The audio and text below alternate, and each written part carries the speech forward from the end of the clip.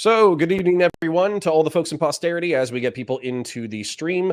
My name is Connor. I run Counterfire with Brianna Wu, of all people. Miss Brianna is not going to be here tonight, but she is recovered, so I think she'll probably be back tomorrow. And then I reached out to Mr. Phil Labonte because, as I explained to him in DMs and explained to him just a minute ago, he is the person who makes me the least angry on Twitter. So if I see a tweet from Phil Labonte, I'm like, there's a 70 to 80% chance that I'm going to agree with this, like this, and retweet this. And he pisses me off the least. However, I did see him tweeting some things that were critical of Joe Biden and the left and liberals in general. Also, I think I saw a tweet related to a plan to vote for Donald Trump in the upcoming election, which is not a result that I was getting to. So I figured if we're 70% aligned or 80% aligned on the way that we view the world, how come we're coming to different results? And that's what I wanted to talk about tonight. But Mr. Phil, thank you for coming. And you're not even necessarily famous for politics. You just kind of swim in these circles. So do you want to tell the world about yourself, how you became yourself? So, yeah, my name's Phil Labonte. I'm the lead singer of the heavy metal band All That Remains. I have been doing that for the better part of the past 25 years as my main gig. I call myself an anti-communist and a counter-revolutionary. And I actually take that seriously. I know that there are some people that look a little tongue-in-cheek at it. And I think that I understand why. I think that there are extremely strong arguments to be made that the left has had significant evolution in their theory and in their philosophy. And while these theories and philosophies are written and pondered upon and thought about by a very narrow, small segment, they have very quickly and very readily spread throughout society. And I think that we are in a position where they're very, very I think they are very damaging. And I think that they're oh no, now we're gonna piss off my audience because I agree with you. so hold on. We can talk about Trump, man. We'll get there. We'll get to the disagreement. I promise. We'll get there. Yeah. So this is actually really funny that you're saying this because some people I've been working with a Democratic PAC because I do prefer Biden over Trump, but that's confused a lot of people because they're like, oh, well, you're working with these far left people. And I'm like, yeah, but like I'm pretty militantly against the further left segment of this thing. And I don't think Biden is very far left, at least personally. He might have people who are around him who are further left. But yeah, I think that what happens is there's this rhetorical cycle of it's not happening. It's only happening a little bit. It's good it's happening. Shut up. You know, you're a bigot if you think it's happening. And like we could apply this to concerns about immigration. We could apply this to guns. We could apply this to the culture war. We could apply this to popular media. I want to put a pin in this because I think that the arguments that you get, because I agree with you totally, but I think that the arguments that you get from the left have abandoned reason. I think that they make emotional arguments, and I think that is because they are counter-enlightenment now. They have abandoned the entirety of the Enlightenment project, and they have really started to focus on a more romantic philosophy, not like romance novels, but like romantic as a philosophy. They're far prioritizing feelings. Yes, they're far closer to Rousseau now than they are to Marx. Yeah, well, and so this is actually something that I've read about a bit, and some lefties will complain when I talk about it, but I haven't heard an actual counter argument to my position. I've just heard them saying like, oh, that's a conspiracy theory. You know, not everybody believes this thing. But the main thing that I kind of think is an ideological through line is there was this gentleman named Gramsci, and he lived in like the early 20th century, and he was kind of wondering why, you know, we predicted that we were going to have all these collapses of capitalist economies and then leftists were going to be able to seize power. But if you look at Marxist revolutions the world over, they largely occurred in like peasant or feudal societies. So why was communism not achieved in more developed economies? And I think what he posited, bear in mind, I'm repeating this from, you know, I'm playing the telephone game a little bit, is the fact that there's pillars of society like culture and government and the military and law enforcement, religion and religion, and family, and those things are they kind of prop up the status quo. And so if you want to achieve a socialist and ultimately a communist revolution, then you kind of have to remake those institutions in your image. And you kind of do that through the culture war. So you take leftist analysis or left-wing analysis of these different institutions, and then you remake them in your own image. And so if you look at that through line, it's Gramsci to, I think, some German guy, I think it's Marcuse, who was in California. Mm-hmm. And then from Marcuse, you look at a lot of his students, and a lot of his students are like the authors of what's called critical race theory. And so while the critical race theorists will say, well, I don't believe in Gramsci's idea of destroying the pillars of society, or, I only agree with Marcuse here, there, and the other. If you look at what they're doing, they seem to be following that game plan of remolding social institutions into a left-wing lens. So it's not happening, and then it's good that it's happening. I'm 100% in agreement with you. Actually, one of the things that I tend to focus on now, or tend to point out now, is the way that the Cultural Revolution manifest in China is very similar to a lot of the things that you see happening now in America, a lot of the behaviors. So Mao would do things like he had the red and black personalities. If your dad was a capitalist, if your dad owned a business, he owned land, he had property or whatever, you had a black personality. If your dad was a communist, or you turned your parents in, those were the things that you could do to get a red personality to become a communist. Nowadays, we see a similar phenomenon with the LGBT lobby. So if you are a straight white male, you're the bad guy. But if you become poly, then you're a member of the LGBT group, and it gives you an out. And I know it sounds silly, but once you start, like I swear to God, once you start to really read into what Mao did, the way that Mao behaved and the way that he influenced the Chinese population, there are significant and I would say they're undeniable similarities. Now, again, it's not the same thing, because what Mao did was he didn't actually read Gramsci, because likely he didn't actually read him, but he still had essentially the same blueprint, right? So Gramsci wrote in the 20s or 30s and in the Italian prison, he didn't get to, or it wasn't translated from Russian or whatever it was, Albanian, I think Gramsci was. It wasn't translated until the 70s. And actually, as a side note, you know who translated Gramsci's prison notebooks? I was going to guess Marcuse, but you can tell me. Pete Buttigieg's dad.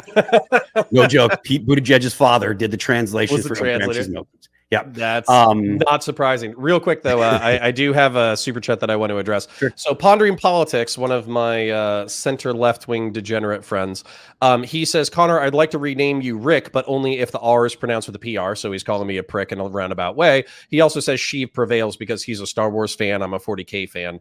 And what I told him before, what I'll tell him now, is that Sheev Palpatine looks like a withered ball sack, and he would be the God Emperor of mankind's breakfast morning snack. And while I will be happy to take Democrat money in order to work for a Democratic PAC, there will be no amount of money that will ever bribe me in order to like Sheev Palpatine more than the God Emperor of mankind. So anyways, you got to have principles somewhere.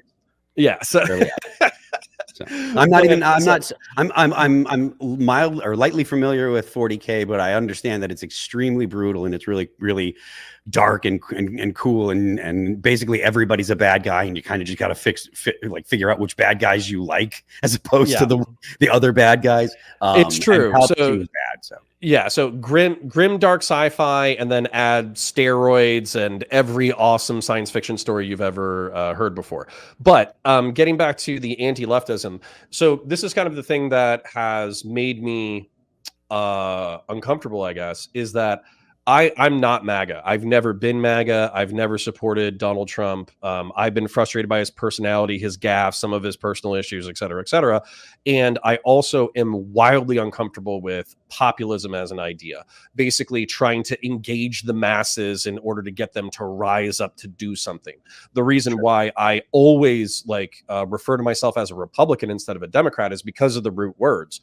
Republican being somebody who values a republic, and Democrat, demos, being the Greek word. So people, being somebody who values the people. So Donald Trump is the head of the Republican Party, And yet the way he achieved power is not in a traditionally Republican way. He's a populist, which is more of a Democrat way of seizing power. And so that always made me, one, it made me uncomfortable. And then two, I have plenty of other criticisms. But I guess my question is kind of rolling into power. There are plenty of lefties that I think are too far. Basically, anybody left of a social democrat, I do not want their worldview to be implemented into the world. And then even with social democrats, like Bernie Sanders or whatever, I often feel that they are socialists or communists who are hiding their power level and they're trying to be palatable to the mainstream. But once you get problem, sorry, go ahead. Well, just my biggest problem, one of the problems that I think faces Americans, specifically normie Democrats, who I believe are the key to saving America.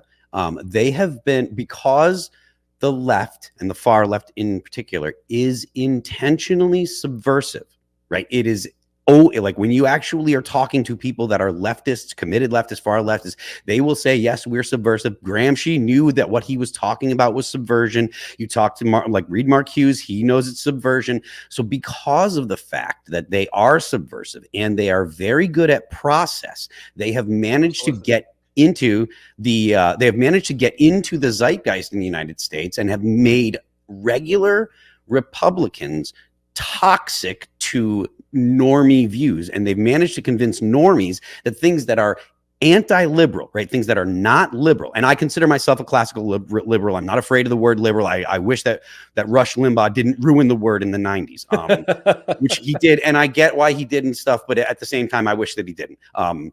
So I'm not allergic to the word liberal at all. I'm not afraid of it. I believe that we have liberal principles in our country, and we are a liberal democracy. We are with a Republican form of government. These are fundamental and foundational, and they should not be changed. I don't believe that the far left believes in our system of government at all. I don't believe they actually believe in any system of government. I think that they're results-based, not rules-based. And I think that they would do anything and destroy any part of our government to achieve whatever goal is popular with them at the time, which is, you saw exactly what happened. Mitch McConnell warned them. He said, don't do this. You're going to regret it. They did it. They changed the rules to get what they want. And then it screwed them. And now the Republicans are in control of the court and probably will be for the next 10 years. No, sorry. I'll happily listen to your point, but you're giving me plenty to work with. I'll put it that way. Sure. Go ahead. Well, yeah. So that's where I am also.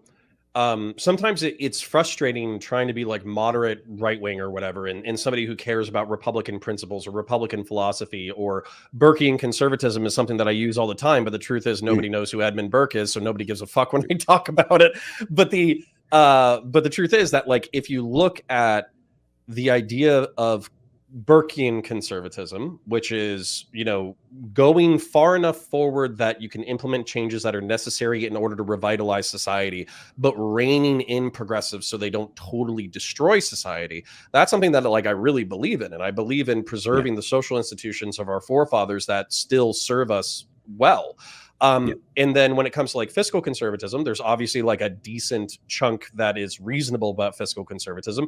And then when it comes to social conservatism, I'm not a religious literalist, but there's a reason why I'm not doing heroin right now. And it's because I think that social conservatives are right about some things, right? I think social conservatives are right about a lot of things. And at the same time, I consider myself agnostic. And I think that I consider myself agnostic. I don't have a faith per se. I do think that faith is a positive in society. I think it's an overall net positive. I know that there are a lot of people, especially from my background, because I come from the heavy metal world. I know there are a lot of people that have a very shallow, very naive, very I'm pissed off at my dad view of religion. And it's unsophisticated, and it looks at religion as if it's something that we can cast aside. And I don't believe that we can. There's never been a society in human history that did not have some religion. It has been a part of every society, no matter how distant the societies are in time and linear or actual space. They've all had religion. So I don't think humans get the choice. I don't think we get to say, I don't want one. And look at what has happened to the largely atheistic or anti-theistic parts of the left. I would say that by trying to eliminate their religious impulses, they have reorganized them into their political impulses. And so you can draw exact parallels back to like the most dogmatic of religious traditions, like having almost like a catechism or a dogma of beliefs. And if you don't believe in those things, you can be excised from the community. And when you commit a sin against the group, you have to like confess your sins and you have to atone by flagellating your back. Like some of this with the left, there's no forgiveness though either. It will if you mess up and you say you're sorry, they'll forgive you if you're important enough. If you're important enough, they'll forgive you. But if you're just only as long as it's convenient too. Right. But if you're some random poor schmo, like some random foot soldier, like, no, you'll get trampled all day. And I think this is like perfectly exemplified. You might not be familiar with these personalities, but, you know, there's like Keffels who allegedly defrauded. I knew Keffels before Keffels was famous. Like when she was just getting started, like before any surgery, before a lot of stuff, like before she had a following, I don't know why, but just because I'm super online and I was like, well, this person's a little weird. And I just started checking, like listening to their stuff. And I was nice to Keffels. And as Keffels' popularity grew and became more openly political online, she became less interested in being polite to me, which is fine with me. I don't care. Well, and I try to do that too. Like that's another thing that I think we probably identify similarly with. It's like, the liberal, capital L liberal, meaning that like I believe in freedom of conscience, I believe in freedom of speech. I think that as long as you're not actually advocating for crimes or violence, you should be able to say whatever you want. That is like a kind of like a big tent social philosophy where you can be friends with everyone as long as they're not advocating for violence. But what often happens is people will just jump the shark and they'll go too fucking far. And then it's like, listen, like I try to be boys with you for as long as I can, but I cannot follow you down this path.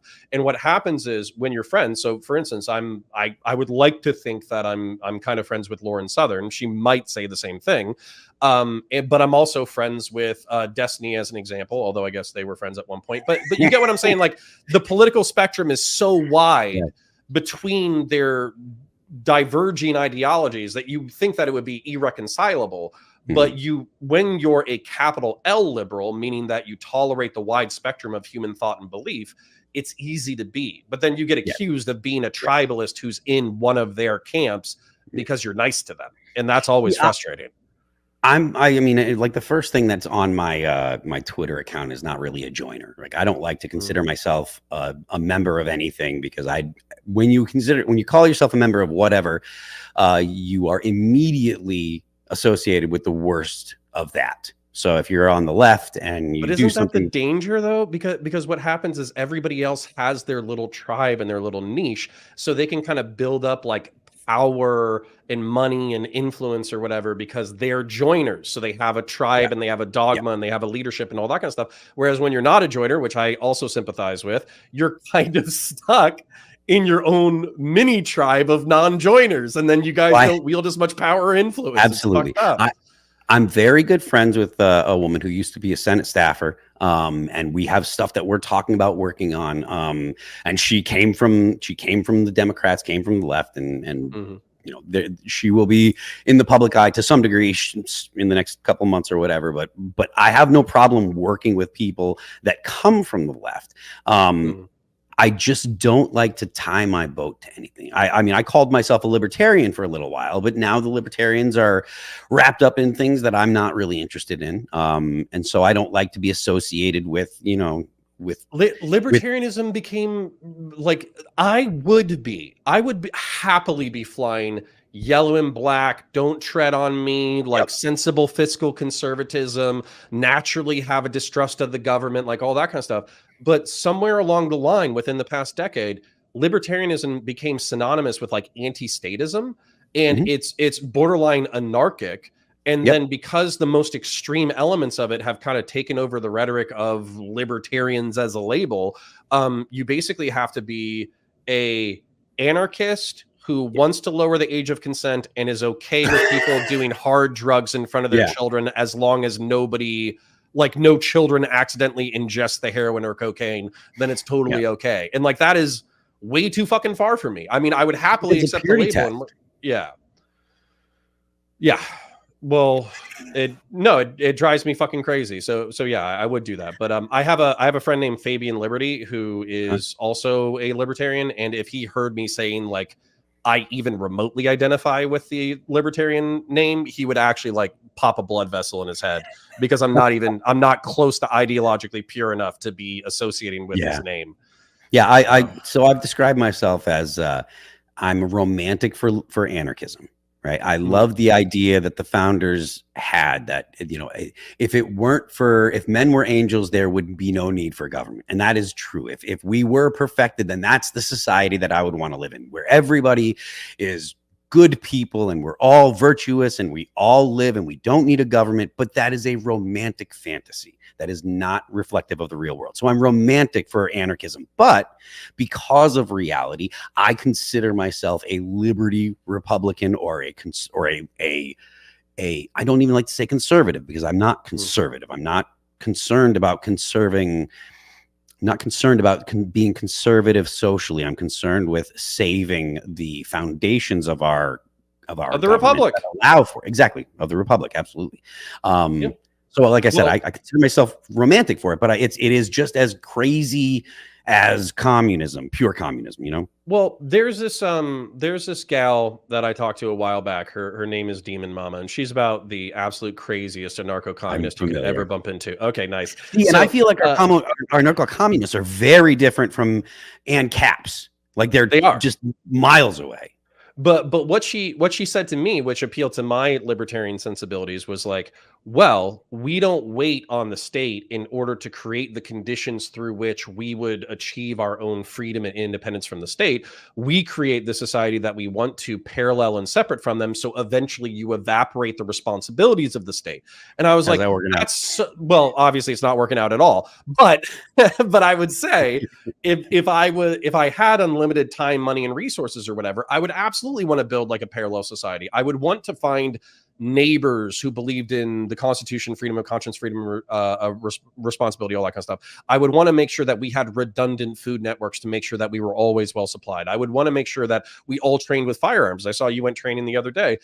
We all trained with firearms. So God forbid society ever goes absolutely sideways, then we all know what to do during the most extreme of human circumstances. And also I would want to raise my kids that way. And then when it came to the society as well, I would want the cops to patrol my neighborhood or my community as if they were a part of the community looking for an external threat that would come fuck us up, instead of like they're looking at us as the enemy for which they have to like kind of like I'm trying to think of like a video game, but you jump on a video game character and they pop like coins pop out of their fucking head. Like I don't want the cops to treat us like tax cattle. And you were law enforcement, enemies. Correct?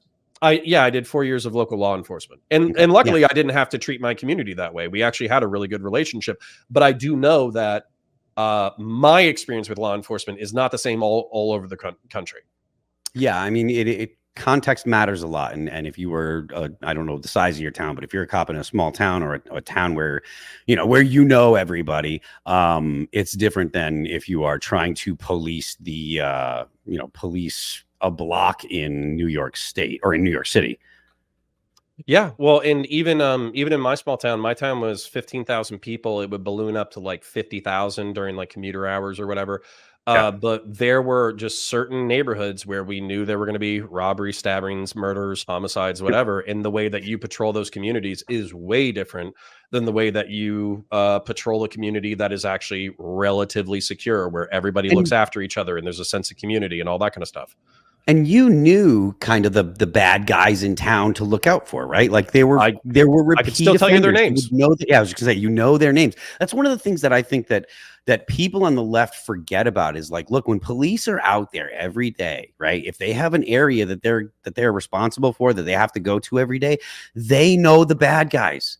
They know the guys that are the crappy guys that are causing all the problems. And they also know the old ladies and all the families and all the people that are like, man, he's doing it again. And you're like, look, I can't take him in, or whatever the conditions are, but you know the people in the community. And that's the best kind of policing, because the police care. They know the people. They can say, hey, Tommy, go home. I know what you're doing. Get the hell out of here. I'm going to call your grandmother. That kind of stuff matters. Listen, I'm having some flashbacks, but yeah, and Doesn't what it? was Am I wrong? Am I wrong? No, you're not wrong. What was interesting though was like learning the community, right? Like, so we obviously swim in the right wing, and there's lots of people who are obsessed with like race and crime statistics and all that kind of stuff. And so I will be the first to admit, yeah, okay, 1350, majority of the violence is coming from certain communities.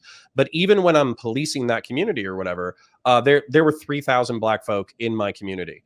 The people who were criminals, so they repeatedly were going to jail for theft, burglary, battery, whatever, that was maybe like 110 to 150 people. I was going to say the same thing. It's like there's 3,000 people and there's like 50 shitbags that are ruining it for everybody else. No, so out of 3,000 people, there's like 150 shitbags that are ruining it for everybody else. But then even out of the shitbags, there were maybe like 6 to 12 like murderers or like hardcore drug dealers or whatever.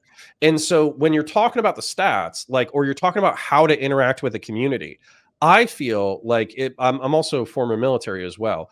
I feel like if you did counterinsurgency work where you were kind of trying to separate the criminal element from the civilian element, and then you were doing things to build up the civilian element, that way they had good education opportunities, good opportunities for employment, if they had opportunities to give back to the community, if you do community events, if you design the city in such a way that you don't have knocked out streetlights all over the place where people get robbed under them every single night. Like there's so many little things that you can do to separate that element from the remainder of the community, that when I bump into dissident right-wing people who are like, nah, just fuck Black people, it's like, well, okay, I can't be on your fucking team then, because we could do plenty of things to solve this besides let's racially segregate and all move to Minnesota. Yeah, but they don't want to.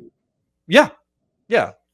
Well, and that's the thing. It's like I even asked, like I was helping Lauren Southern with a documentary, and I was with some pretty far right guys, and I asked the far right guy that I was hanging out with, I was like, are Black people citizens of the United States? And he's like, yes. And it's like, as citizens of the United States, are they deserving of like the same level of care and appreciation and love and resources as everybody else? And he's like, yes. And it's like, as fellow citizens, and as he was Christian, as people who were raised in the Christian faith, do they deserve our empathy, our love, and our assistance? And he's like, yes. And I'm like, I'm in the most far right space imaginable, and I still have a guy that I could bring to the table as an American to help each other out, and yet online we are incapable of this.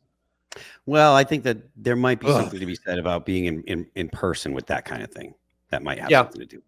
True. But I am I am so extremely pro-America, right? Like I've got a 13 colonies flag on my arm up here. I got Massachusetts on the inside because I was born there. Like I am as pro-America as they come, right? And I am very adamant about the fact that America is not just a white man's country. Like we don't get America without the massive influence from Mexico. You don't get Texas without Mexico.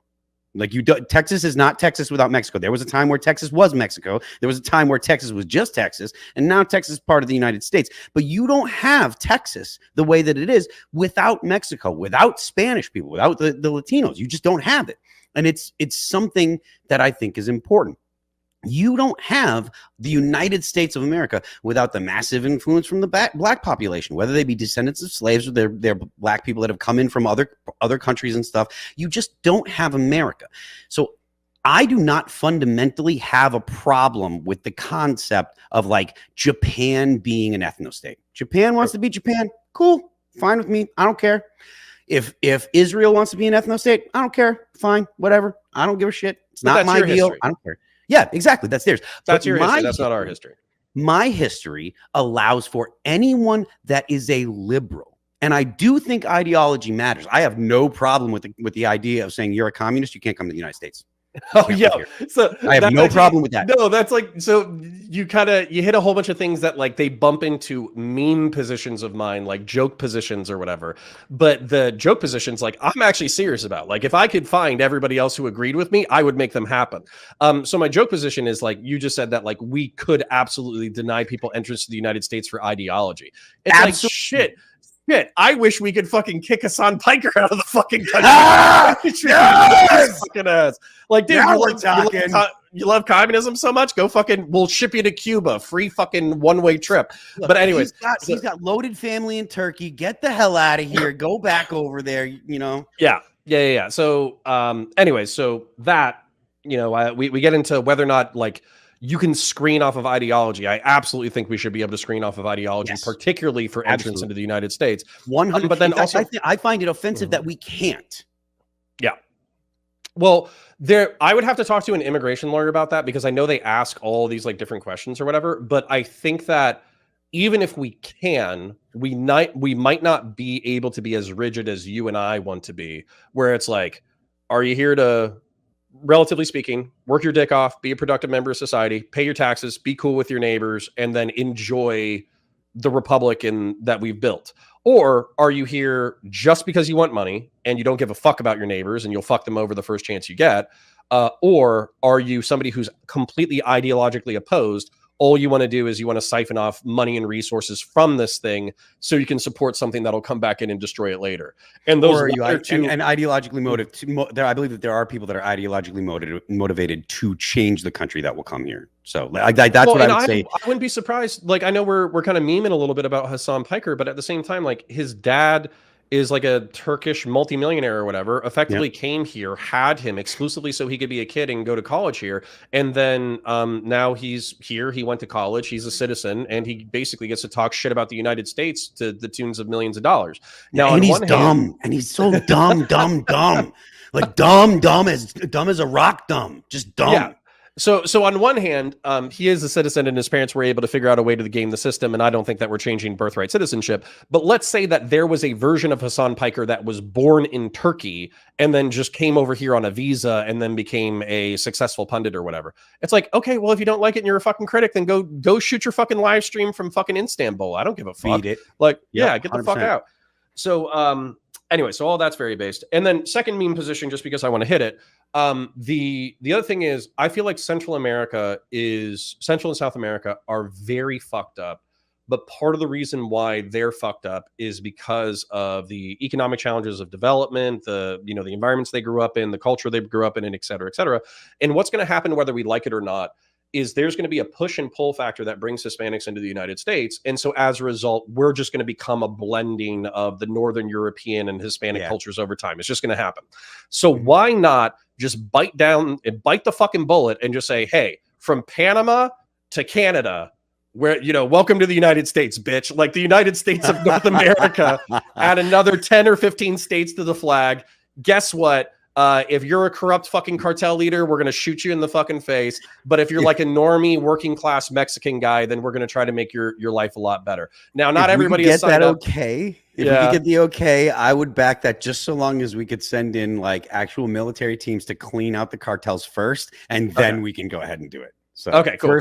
First, go get the bad guys and take care of the guys that would actually try to fight back and kill Americans and stuff. Send all of our toughest bad boys down there to take care of those guys. Then all the normal people down there. Yes, I can, because I totally agree. I personally have it is my inclination and my just the emotional kind of response that I get when it comes to like people from South America and stuff.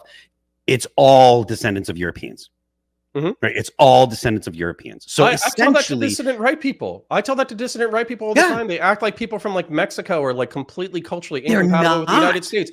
And I'm like, dude, they're Native Americans and they're fucking Spanish people. Like if there is literally Spain and France like share a fucking border, and there's French people who look Spanish and there's Spanish people who look French, like pretending that these two cultures are so fucking far apart that we can't find a parallel destiny is fucking insane.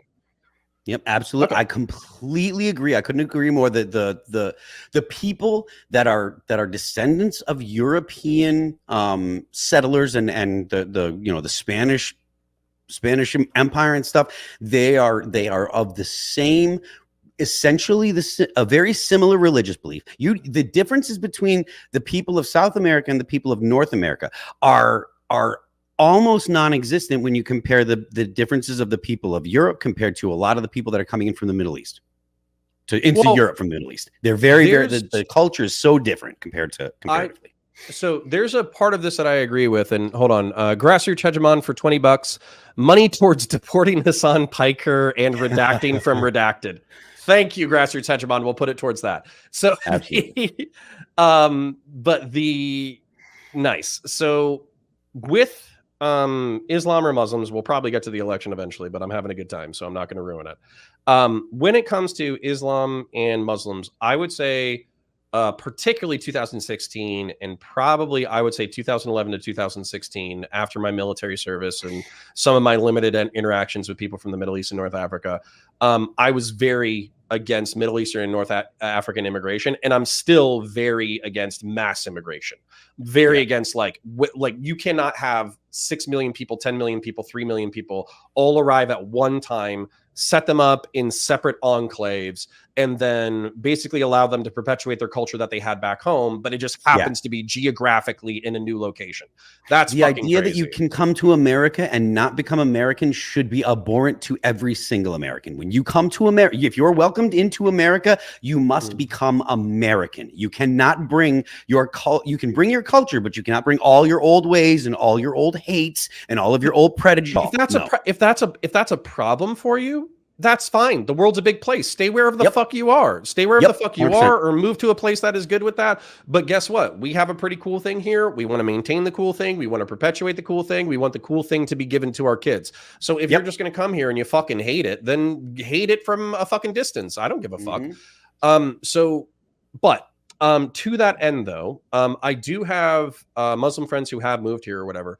And I think that Islam can be translated like very aggressively to the point that you cannot tolerate anybody else who believes anything else. I also think it can be, relatively speaking, translated in a chill way where it's basically Abrahamic monotheism that has pretty low standards as an entrance for belief. And then you can kind of tolerate everybody else around you because guess what? God's going to be the ultimate decider of who goes to heaven and who goes to hell.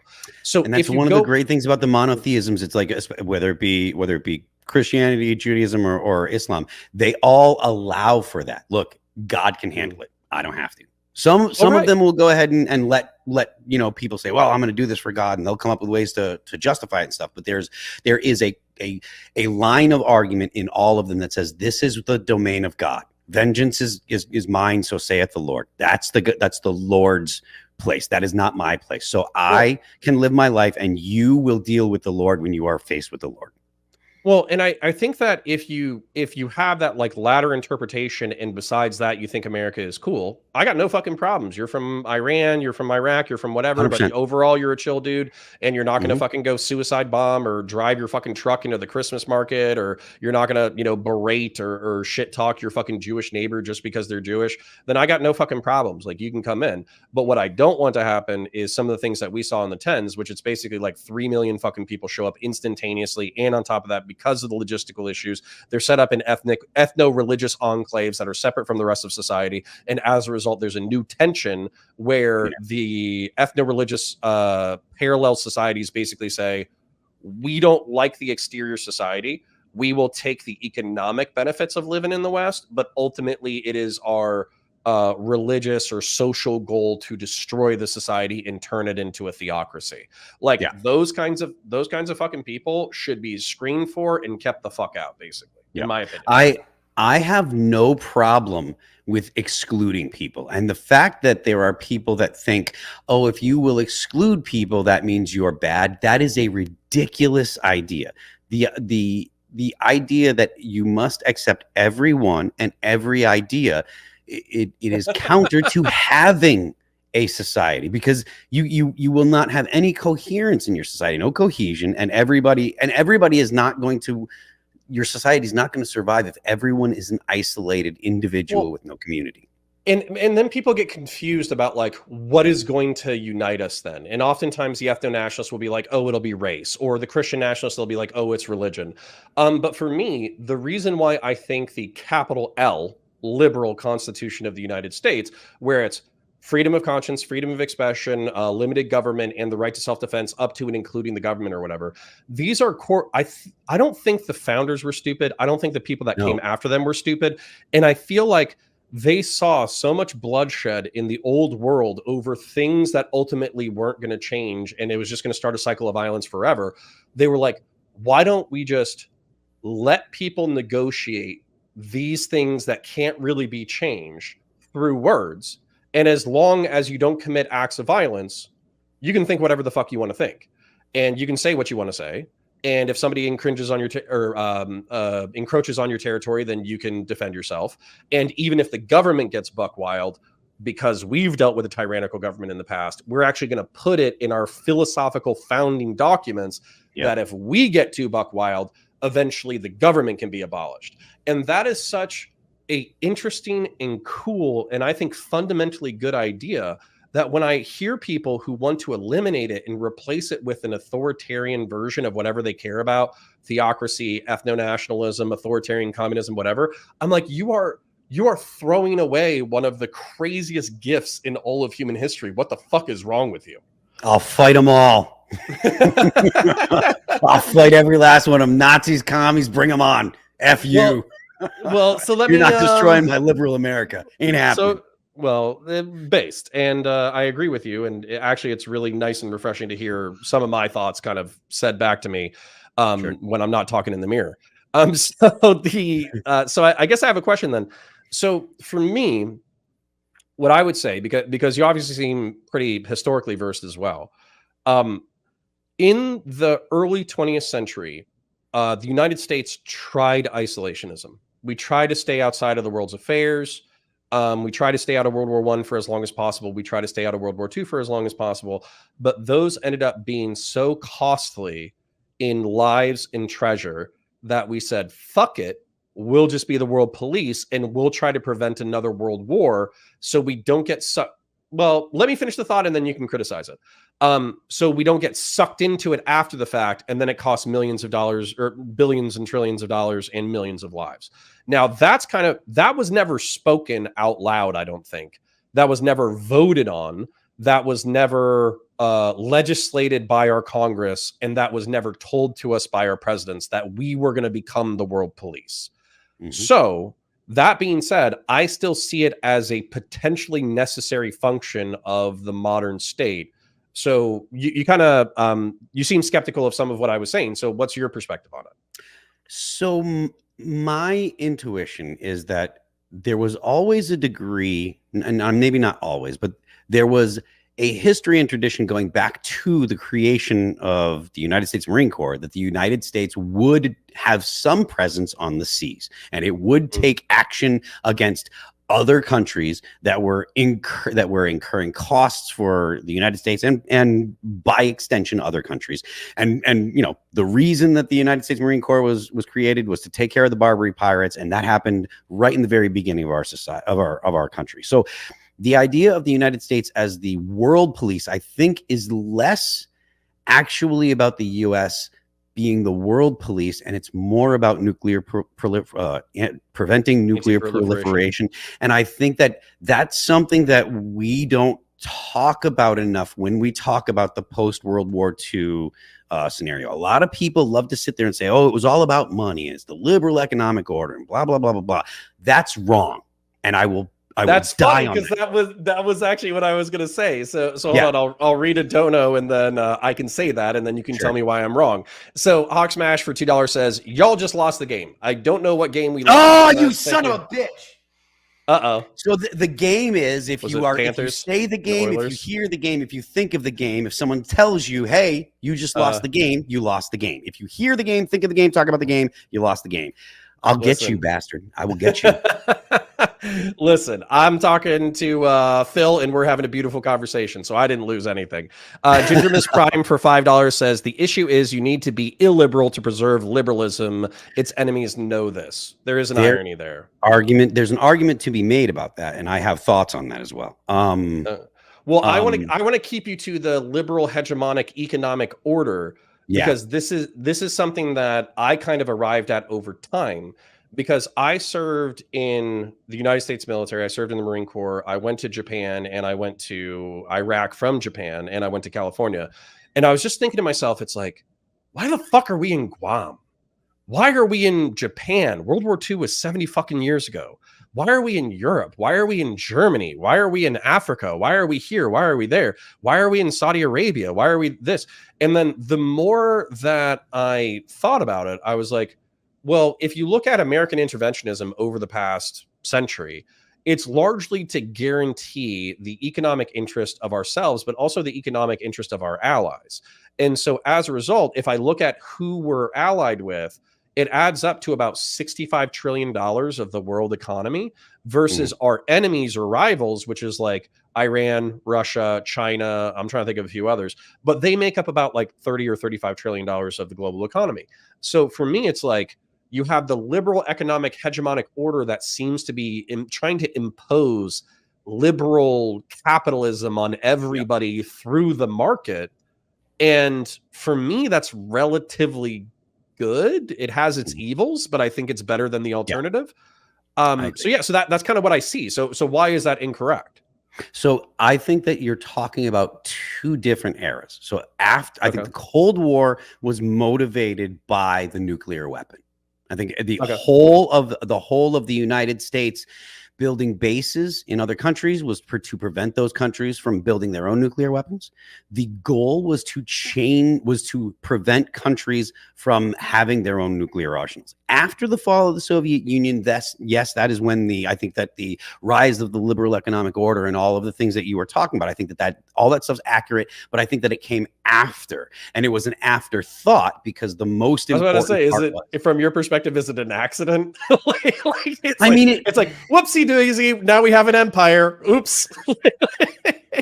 I mean, honestly, there might be substance to that argument because I agree. There's something called mission creep in the military, and so mission creep, just to explain to the audience, I already know you're nodding your head. I'll try to be brief, but basically, like you put 12 guys in a base in buttfuck Kandahar, right, or the Helmand province or something. Well, they need food, so you give them a cook, and they need electronics, so you give them a tech guy, and they need explosive ordnance disposal, so then you give them a bomb diffuser, and then those guys need their own food, so you give them another cook. And so what happens is, just through the nature of logistics, you start out with this idea of this like small, efficient, elite, specific task that you're going to do.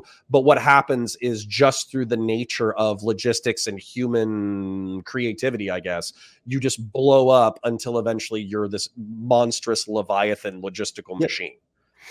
Yeah, I like I said, I agree with you post Cold War, but I don't think that Americans give enough thought to what happened, to how the world changed in the first half of the 21st century. We went from being of the 20th century, sorry. We went from being, we split the atom. We realized that God didn't exist, or at least a lot of people realized that God didn't exist or didn't need to exist. We found out that the Milky Way, we believed it for sure. Yeah. We found out that the Milky Way.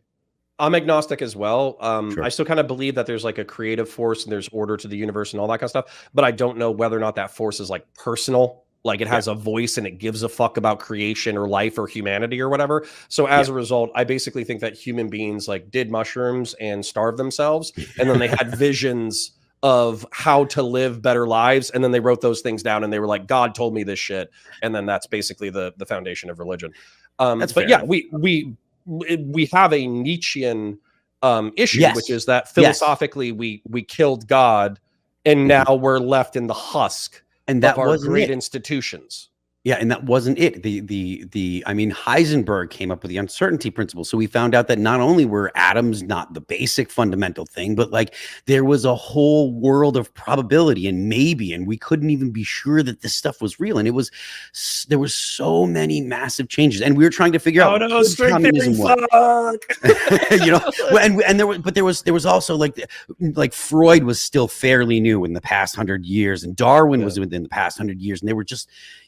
We as a society, right, as a species, had lived for almost 200,000 years, and life had been almost the same for 200,000 years. And then in 100-year period, we found out almost everything we know right now.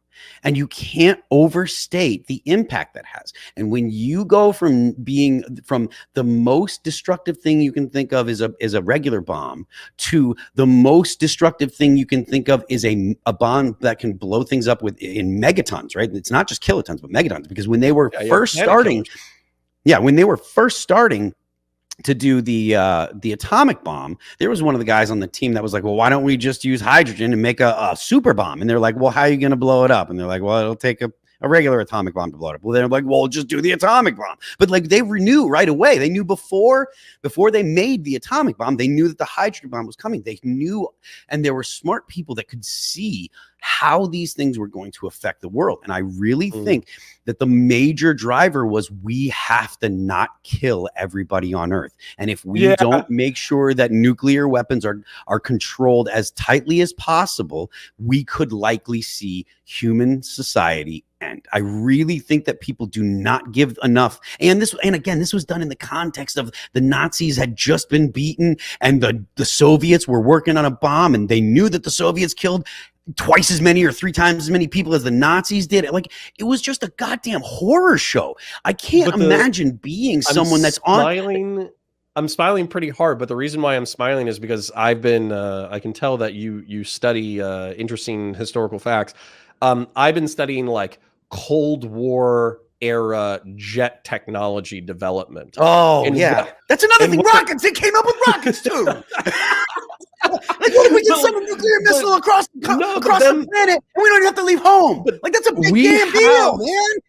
We have computer simulations for everything because computers have become so powerful, and also we have so much environmental data that we can now plug them into the computers and simulate everything before we do it. But up until the 1970s or 1980s, they didn't have computers. So the way that they did it is they just made shit and then they flew it, and then on occasion a test pilot would die, but they would do shit. Like they had like the rocket midget planes that were basically like a rocket with wings that were only this big that they dropped from like a B-52 bomber. They had the reverse plane where I think it's called the X-29 or something like that, where they put the wings in reverse.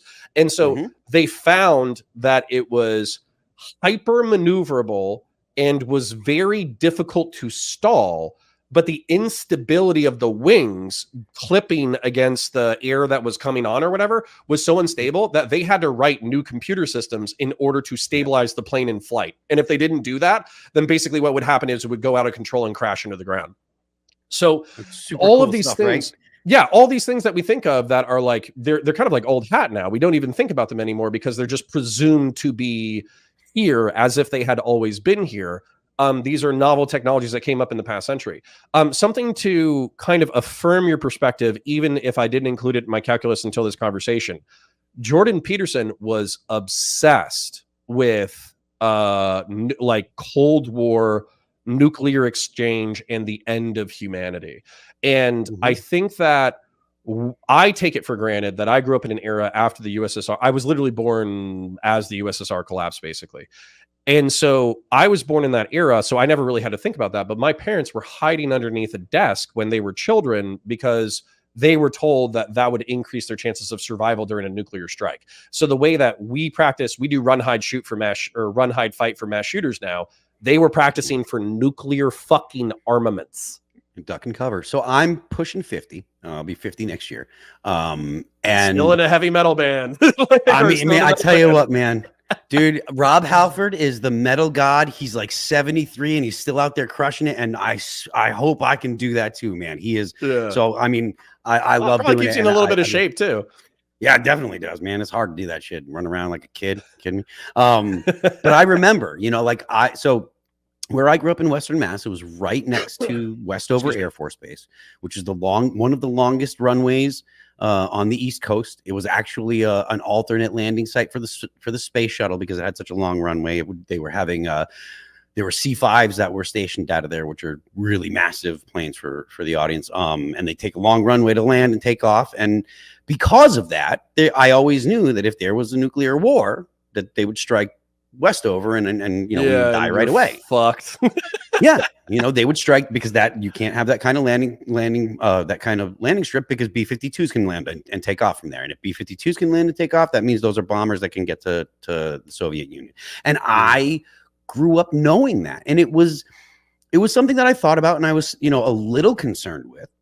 Yeah. But I don't think that your average person nowadays, especially young people, they don't understand how, like, what nuclear weapons mean. Because without the Soviet Union, without the threat of nuclear war, the way that it was, they don't understand how dramatic of a change it was in the world. And as long as there were people that had fought in World War II when they were in their 20s and 30s, as long as those people were running the government, they were keenly aware of the nuclear bomb because they remember the world before it, and then they learned what the world was like after. Why? Because I think I have part of this generational ignorance.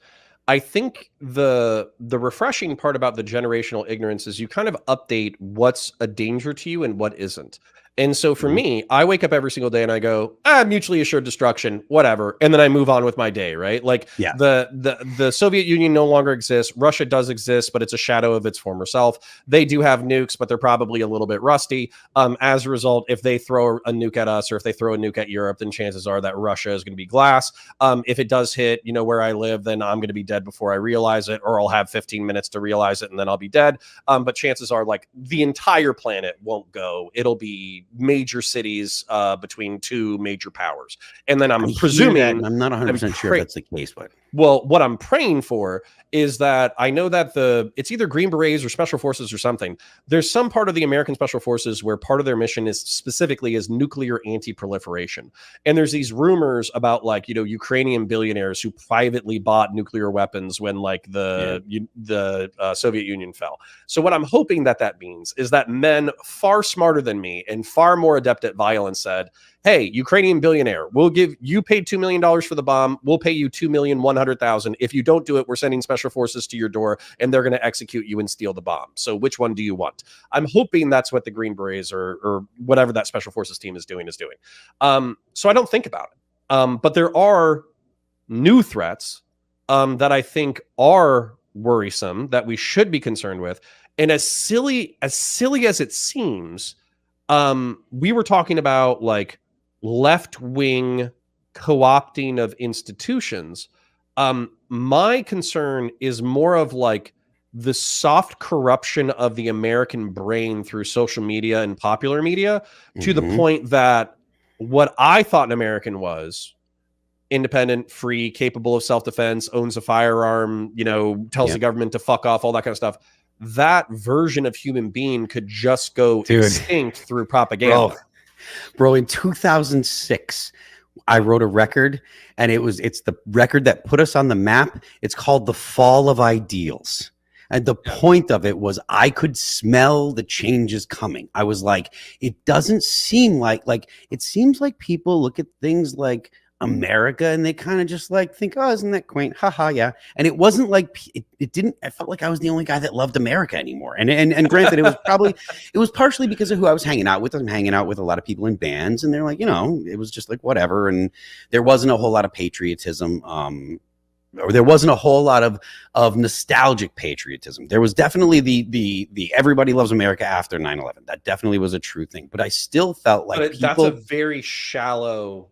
Very shallow reactive version of patriotism, because we're not talking about the ideals that make us great. We're talking about we are a tribe of people, we have been attacked, and we need to go attack and kill the other tribe, which, by the way, that's like, the basis for some pretty legitimate music. Yeah, that's the basis for some good music, but it's not very philosophically deep. And so if you lose those roots, then does the culture just die?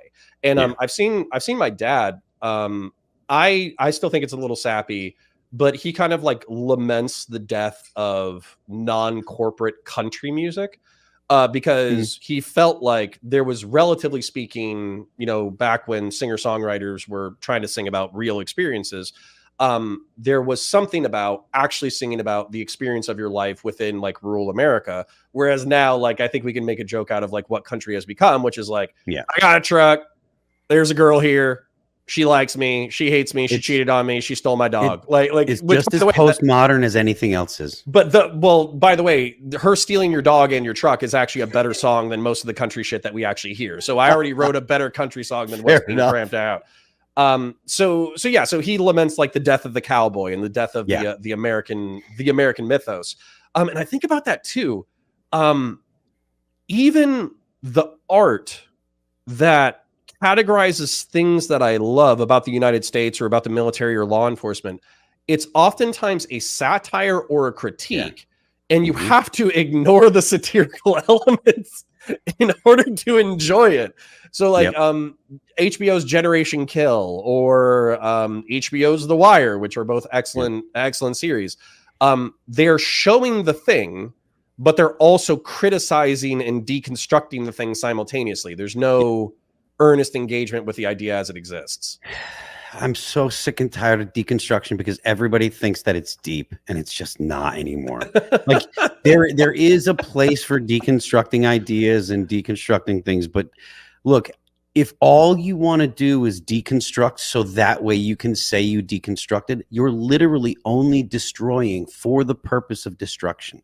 You're not creating anything good. You're not being an artist. And to be honest with you, postmodern art and like getting to the very foundation of what is art, you know, like I understand what postmodern art was, right? And I understand the reason for it. You know, when does a painting become a painting? How much can you actually, how little can you do and actually, you know, have it be a painting? I understand the questions that it was posing. I understand why they did the things they did, but that's all 50 fucking years ago, man. That's we answered the question. Make something new, you douchebag. Exactly. We fucking figured it out, man. When you don't put anything on the canvas, it's not a fucking painting. Period. Okay? That's it. Like it's so frustrating because people and you see, that's the thing is like I think that people accidentally, especially when it comes to like corporate stuff or deconstructive stuff or lefty stuff, they what's funny is they accidentally create great things. So for instance, what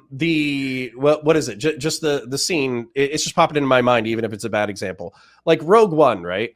It's basically a war film that happens to be set in Star Wars, and then they have Darth Vader just absolutely fuck up the rebels at the end. And it was like, it was one of the most glorious minutes to 2 minutes in Star Wars history. I was yelling. Yeah. I was yelling. But you're supposed to, like, as the person, you're supposed to be like, oh, these poor rebels, they're getting their asses kicked by whatever. And instead, what I'm taken away from it is I was like, holy shit. This is why everybody was blowing Anakin for so fucking long. It's because he was actually like a crazy force user, a blade wielder. He's a warrior. He's terrifying. Yeah, like, just all these things. That I was like, ass in the whole goddamn galaxy, and you saw why. Yeah, but then I'm thinking to myself about all the new stuff that they're creating, and I'm like, why wouldn't you take the most potent elements? And obviously, like Andor is pretty good. It's by the same creator, Andor and Rogue One. It's by the same creators. So why wouldn't you take the most potent and human and visceral and deep and emotional parts of the series and then just continue to pursue that? And instead they're like, nah, we got, you know, black, lesbian, trans species, fucking force twin. It's like fucking kill me. And so you have to it's like panning for gold, right? You have to like pan through. You have to pan through the schlock and the shit in order to find what's actually good. But hold on. So we're hitting an hour, so I'm surprised your dog isn't complaining yet. So I want to get to what allegedly was the focus of today. So we agree on a shitload of things. I think we share a shitload in common from like how we analyze the world, even if we have different inputs and outputs. So I guess my question is, what are the inputs and outputs that led you to wanting to pick Trump over Biden? Like because that was something that I think you tweeted. So yeah. Well, first of all, I do believe that Biden is not actually in charge. Like, I don't believe that he's actually running the show. I think that it is either a council or someone else or whatever, and that's just not how our system works. Period. So if you can't do the job, you're out of a consideration immediately. So right off the bat, I don't think Joe Biden can do the job. I understand there are people that are going to have their objections to Trump. And to be honest with you, most likely I will agree with the vast majority of them. I'm not a Trump guy. I'm not a Trumper. I'm not a MAGA guy. I didn't vote for Donald Trump in 2020. I voted for Joe Jorgensen just because I wanted to be annoying. Which that kind of actually backfired on me because she was kind of I can't say that I was proud about doing the libertarian vote and voting on principle because she was an idiot. So I was very warm on Gary Johnson for a while, and honestly, I felt like he could have taken a bite out of the electoral system if he wanted to, but I think he got a little bit high and a little bit slap happy, and he decided that he wasn't in it, and so as a result, he didn't try, and that was so frustrating. I watched the day that he was on Morning Joe with I forget what his name is. Anyways, he was on there, and it was his opportunity on at the time it was the serious show. Like, so 2015 Morning Joe was still where like the serious people that went. That's where the people that from, Steve Ratner, the economists, and your people from the Council on Foreign Relations, and Hillary Clinton's going to go there, and all the, even though I'm talking about mostly Democrats and establishment people, they were the serious people. And so from my perspective, it was like, okay, Gary Johnson's going to get on there, and he's going to say some great things about libertarianism, and everybody hates Hillary Clinton, and Donald Trump's a schmuck, so he's going to get in there, and we could actually see some libertarians get some, we might get 3%. It could be good. Blah, blah, blah. Yeah.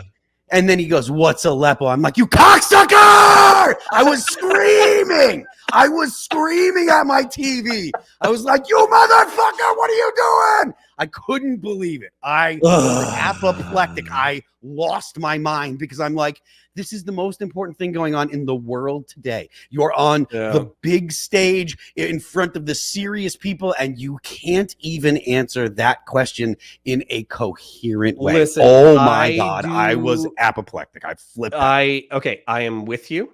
I think I experienced something similar.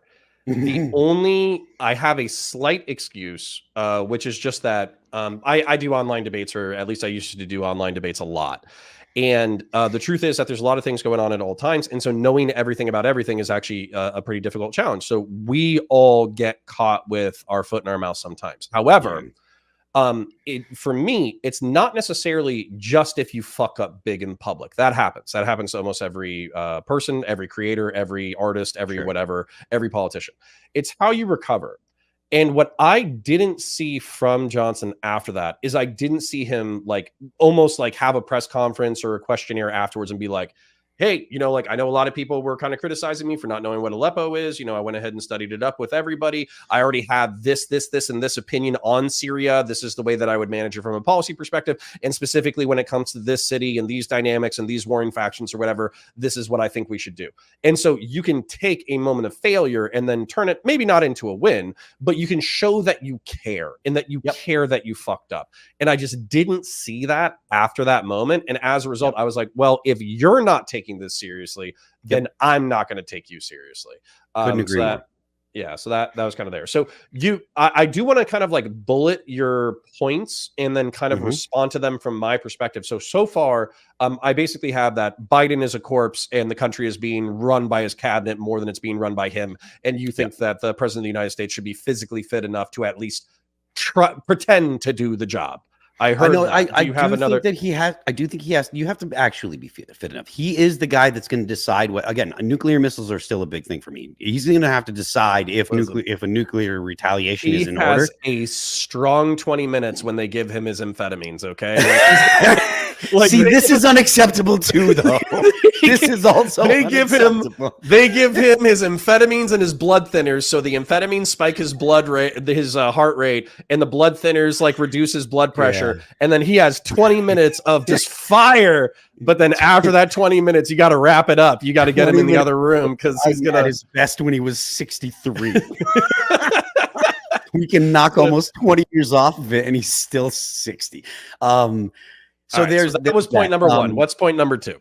I also think that my criticisms of Donald Trump, with the criticisms that I mostly hear, tend to be about the laws that he has broken, or the laws that he has been accused of breaking or whatever.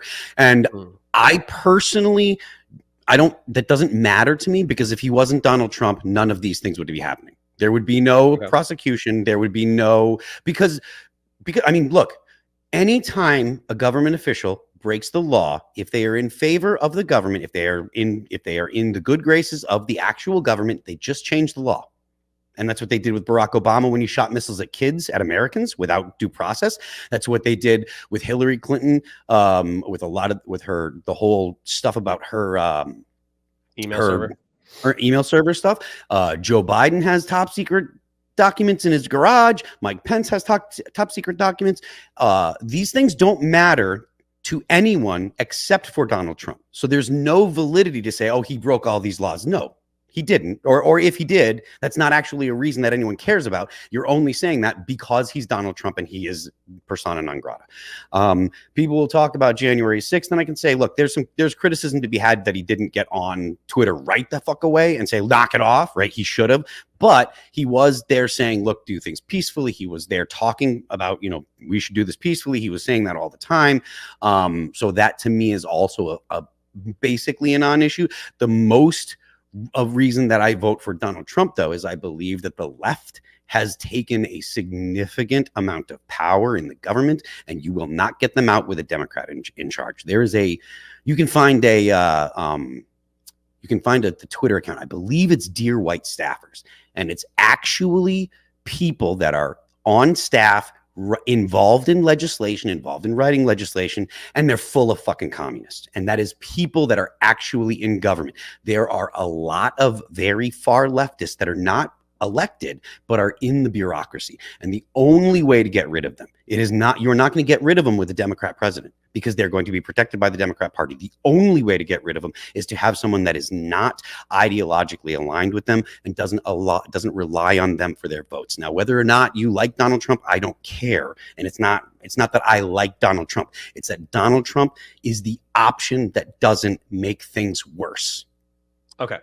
So doesn't make things worse. I'm going to repeat that back to you almost, and then not running. And then I'm just going to take 2 notes, and I'm going to give you kind of my bullet points in reverse. Sure. So Biden is not actually running the country. It's his counselors.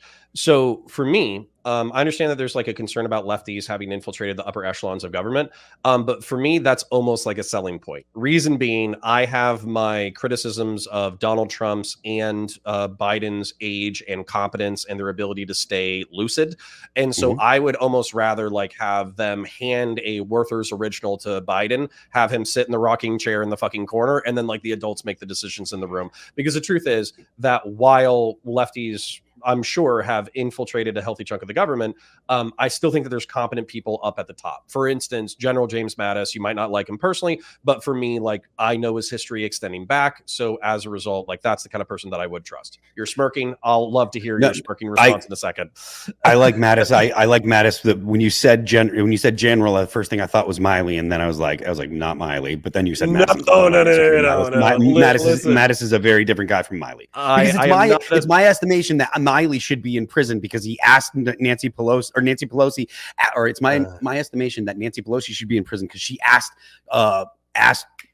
Miley if he would wrap up Donald Trump. She literally asked for a military coup on January 6th. She asked for this. So yeah. Anyways, so yeah, and obviously the use of, and actually I'll write that down as well, because that's going to be another point. 82nd Airborne. Okay. So you might know where I'm going with that. I do. Yeah. So the laws that Trump has broken are not things that affect the competence of his position or the ability of him to do the job. And when it comes to other institutionalists, they have committed similar crimes and they are not being prosecuted for them. Or worse. Yeah. And I, relatively speaking, agree with this. So for instance, like, I think with Crossfire Hurricane, if Donald Trump was a traditional, normal electoral candidate who had been vetted by the institution, that investigation would have been either not launched at all, or it would have been launched a lot more softly, and it would have been done a lot more by the book and with less antagonism, to the point that with cops, you can either find crime and then prosecute the crime that you find, or you can go looking for crime. And when you go looking for crime, the truth is that oftentimes you're going to find it. Yeah. So yeah. So oh, and one more thing. Sorry. No, go ahead. I believe that when the Hunter Biden laptop story came out and the 51 people that are members of the intel community put their stamp on it, I believe that that's the federal government putting its thumb on the actual scale. The federal government is not supposed to have an opinion. The federal government is supposed to listen to the will of the American people. And when the federal government hides information and then lies about it, because the people that are in the intel community, they don't go away. Just because they're retired doesn't mean they're no longer in the intel community. They still have those clearances. They still have those friends. They still make the same phone calls. If they put their stamp on it and saying this is probably Russian collusion, what they're doing is they are putting their thumb on the scale of the election, and that is something that is not only offensive to our system, it is illegal, and they should all lose their clearances, and we should prosecute them. Okay.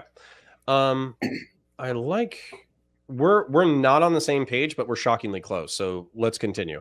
Okay. So January 6th, you felt like Trump should have been more aggressive, but realistically, like what happened. So it's not as big of a deal for you. The left has taken hegemonic power. So Biden, I wrote this, you didn't say this. Sure. Biden is making peace with Pete Buttigieg's dad's understudies. So yes, Pete Buttigieg's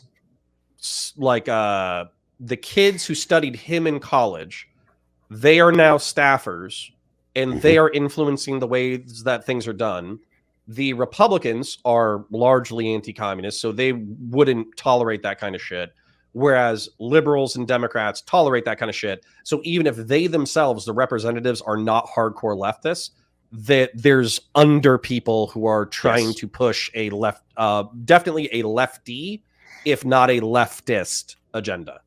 Yeah. And then you said that he's the option that doesn't make things worse. So yeah, I think that's my stance on that. Yeah. So my rebuttals. So Biden is not running the show. I agree. It's the deep state. The deep state's just the bureaucracy. That's not like some scary thing. Like people get all worked up about the deep state, and it's like, look. Well, and that's what I was going to say. Yeah, that's what I was going to say, because I had this conversation with Destiny. He's like, well, you just think that the government is just this big, conspiracy theory. And I'm like, no. What I'm saying is that there's unelected technocratic officials who do the same job for 20 or 30 years. They might be vaguely Democrat or vaguely Republican, but they're more institutionalist than they are anything else. So if a president or a Senate or a Congress or whatever, if they change hands, all that's going to happen is a slight shift in priority, not a complete turn. And as an example, or the analogy that I used is the United States and its bureaucracy is effectively an oil tanker, and Donald Trump was trying to drive it like a speedboat. He was like, go in that fucking direction. And the people were like, that's a bad idea. And he's like, no. And they're like, and then they turned it like a little bit, because they didn't want to flip the bitch. But anyways. I love your description, because I totally agree. Yeah. So when it comes to Trump, you mentioned that Pelosi is an asshole who asked Milley in order to overthrow or secure Donald Trump because of what was happening on January 6th. I think that when it comes to populists who don't care, you and I care about the Republic, or at least I think we do. I don't think Donald Trump cares about the Republic. I think that if you look at what happened since the electoral loss, there were people who were around him who were saying like, hey man, we're looking for the fraud. We're looking for the abuse. We're not finding what you think is there. As a result, we think you just need to concede. And he's like, nah, fuck that. And he kept listening to like the 5 or 6 people who were just jerking him off over and over and over again. And that to me, people will try to, when they debate me on this, they'll try to say, well, maybe he knew and he's lying, but maybe he just didn't know and he was acting in good faith. And for me, it ultimately doesn't matter, because you are the commander in chief. You are the person who has to make competent decisions. You have to know who to trust. So if you're being backstabbed by your cabinet the entire time that you're in office, you're not able to effectively get your agenda done. And then on top of that, when you finally lose the election, you're either delusional and you're lying to yourself, or you're lying to everyone around you. For me, that's disqualifying. Then one of the things that we mentioned was the ordering of the troops during the Summer of Love. Donald Trump was considering ordering the 82nd Airborne into the field in order to quash riots. And I think it's because the Marine Corps actually has an asterisk where they say and as directed by the commander in chief. And so the Marine Corps can actually deploy without congressional authorization. I think the 82nd Airborne has something similar where they have tell me. I just don't think that I don't think the airborne can deploy into the United States. I think that you can't use the military. But that instinct, well, no. You just said what I believe, which is federal troops. If you want to deploy federal troops on the border, I'm down for it all day, because the traditional role of the military is to secure the border. But if you're talking about using the military in order to secure American streets, there better be an actual fucking civil war with we imported the entire Middle East and North Africa, and now we have 10,000 jihadists running on American streets. Or we have Chi-Coms or something. The fact of the matter is that the police departments and sheriff departments are as equipped as they need to be to handle any kind of riots, anything short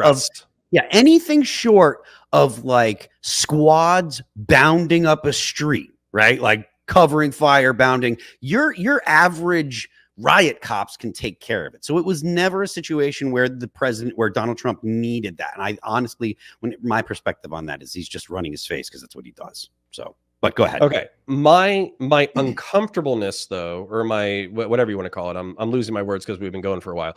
But my uncomfortability with that situation is the fact that I think he's a populist. I think he's a demagogue. I think he appeals to the masses. And while I love Rome, I really do. I love the Caesars and Marcus Aurelius and gladiators, and Russell Crowe was fantastic in that movie. So anyways, I love Rome and I love Roman history. But when you look at republics that fall to monarchies or empires, it's almost exclusively because a popular commander-in-chief of the armed forces ordered his troops into the field on domestic grounds. So the fact that was even contemplated makes me wildly uncomfortable, freakishly uncomfortable. Then, although obviously Biden talking about F-15s pisses me off as well.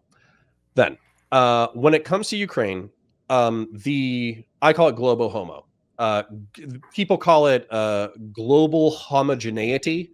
I also call it global homosexual, because we obviously promote individual rights, and that comes with gay people and trans people and all that kind of stuff as well. But the truth is that when you look at the $65 trillion commercial empire that we're talking about, the reason why there's a war in Ukraine is because I think we're trying to attract Ukraine into our orbit, and they are in Russia's backyard, and Russia will not tolerate that shit. That's why they took Crimea. That's why they took Donetsk. That's why they took Luhansk. But I think that they took the most strategic places in there. After the strategic places and the rest of Ukraine, they might let go, because it's not as strategic for them. But anyways, go ahead. No, I agree with you completely. But with the Ukrainians, they did not need to fight, and yet they have for the past several years. They seem to want to join NATO. They seem to want to join the EU. They seem to want to become Western. And the way that, if there were people who were hearing me saying this and they're skeptical of it, the evidence that I bring to you is that Western Iraq, when ISIS rolled through with soft shell trucks, fell within a matter of weeks. Afghanistan, after a decade of military expenditure and training, fell within 11 days. Ukraine is still fighting. I don't know what, 2 or 3 years fucking later in a hot war. That shows me that there's people on the ground who want to come our way. So if they want to come our way, I want a president who's going to encourage them and allow them and support them. Because as a former military member, I basically know that if we're not sending weapons, if we're not sending ammo, if we're not sending food, if we're not sending cash, what that does is it affects the grunts, and then the grunts get killed. So if the infantry are fighting for, I'll shut up in a second, I promise. I just love to rant. If the infantry are fighting for what I view as a noble cause, and then I have two presidents, and one of them is as likely to fuck them over as he is to take a piss in the morning, and the other one is a deep state military industrial complex shill, I would rather go with the shill. So my only input on that is they're running out of Ukrainians. Like you got 50 and 60-year-old guys, and I watch a lot of combat footage. I watch the Funker 530 channel and a lot of other Telegram stuff. I'm boys with I don't want to say boys, that's overselling it.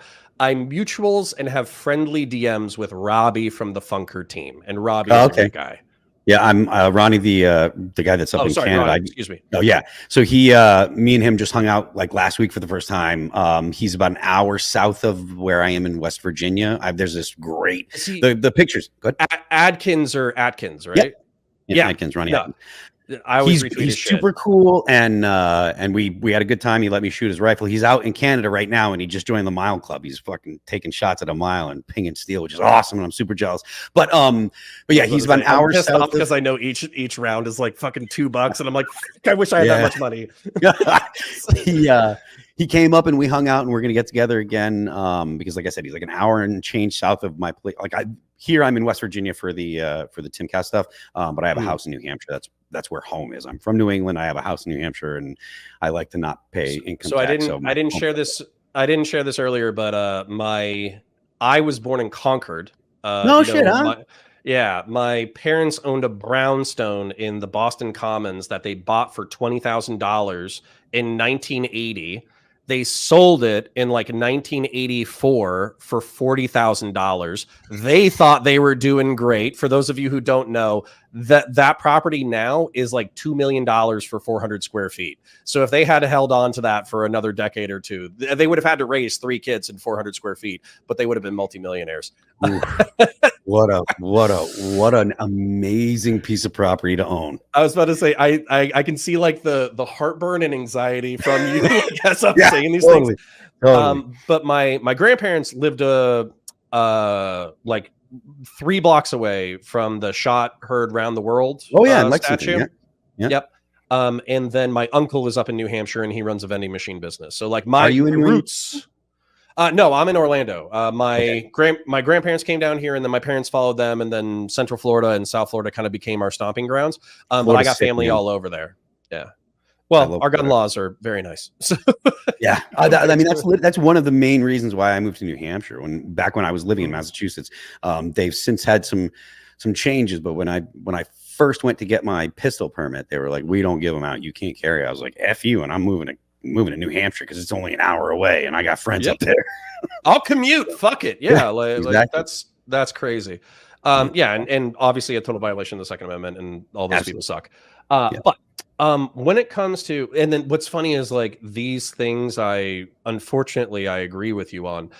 So you brought up the laptop and the Intel people. So I have been wildly frustrated by this for years, and I've been pulling fucking teeth with the likes of Destiny, Josiah, known as Ruminate, all that kind of stuff when it comes to Hunter Biden things. And you can say what you want about the Trump family or whatever. Investigate them all as far as I'm fucking concerned. But when you have the son of the vice president going overseas, getting money from people in order to invest in investment firms, not reporting the taxes, funneling the money back to family members, and then you have the people like the IRS agents, the people who are responsible for the investigation, basically saying, we're being stonewalled here, here, here, and here. This is not normal for a fucking investigation. The state attorney's office is playing fucking footsie with the defense, and they're trying to get him the sweetheart deal the entire time. And then the only reason why I think, now this is just an opinion, and opinions are like assholes, but I think the only reason why Hunter has caught a felony for the gun charges, and we'll see what happens with the tax charges, because the tax charges are way more important to me than the gun charges, is only because of the IRS whistleblowers. I think if the IRS whistleblowers hadn't piped the fuck up, then the state would have renegotiated a sweetheart deal that the judge would have approved of, and it would have already been done. I think it only fell apart because of the whistleblowers. Yep, I agree completely. And to your point about all of the evidence and stuff like that, like I appreciate that you acknowledge this stuff and still say, you know what, to me it doesn't matter. And I can respect that, totally respect that, because I know that I'm making. Oh, it does matter. what I mean is the Hunter shit matters. Yeah. Sorry, go ahead. Big enough to make you change your opinion about Donald Trump or who you'll vote for. Well, I'll tell you this story. So there's actually 2 things that I want to say to you. And by the way, I don't expect to change your mind. I just kind of want to put it out there for why I think the way that I think. So one, Donald Trump did a deal with Harrah's in the 1980s for the Taj Mahal in Atlantic City. I think that's correct. If I'm wrong, somebody can Correct me. But he signed a deal with them where he was supposed to build the parking garage, and Harris was responsible for the main building. And what happened was, after the casino opened, the parking garage wasn't complete, and Trump kept on stalling the construction over and over and over again. And Harris got so fucking pissed off. They were bleeding money. They didn't have enough customers. And so as a result, they pulled out of the deal. Well, literally within the month, the parking garage was built, and Donald Trump became the sole owner of the Taj Mahal. And as a result, started raking in millions, if not, billions of dollars. So you're smiling and smirking. For me, that tells me that you're a fucking liar, and you're willing to fuck over your business partners in order to go ahead. So get ahead. And so that adds up to all the other shit. Now, the second thing is, I really like James Mattis a lot. He basically said that Donald Trump was a mercurial, a bipolar toddler that everybody else had to rein in. And so as a result, I trust James Mattis over everybody else who I even talked to in the Twitch and YouTube politics space.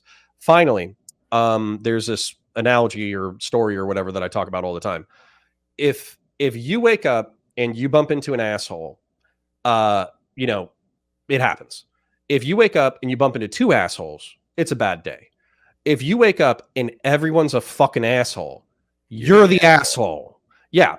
So when it comes to Donald Trump, he has this close-knit group of sycophants who all love him and thinks he's the best thing since fucking sliced bread and all that kind of shit.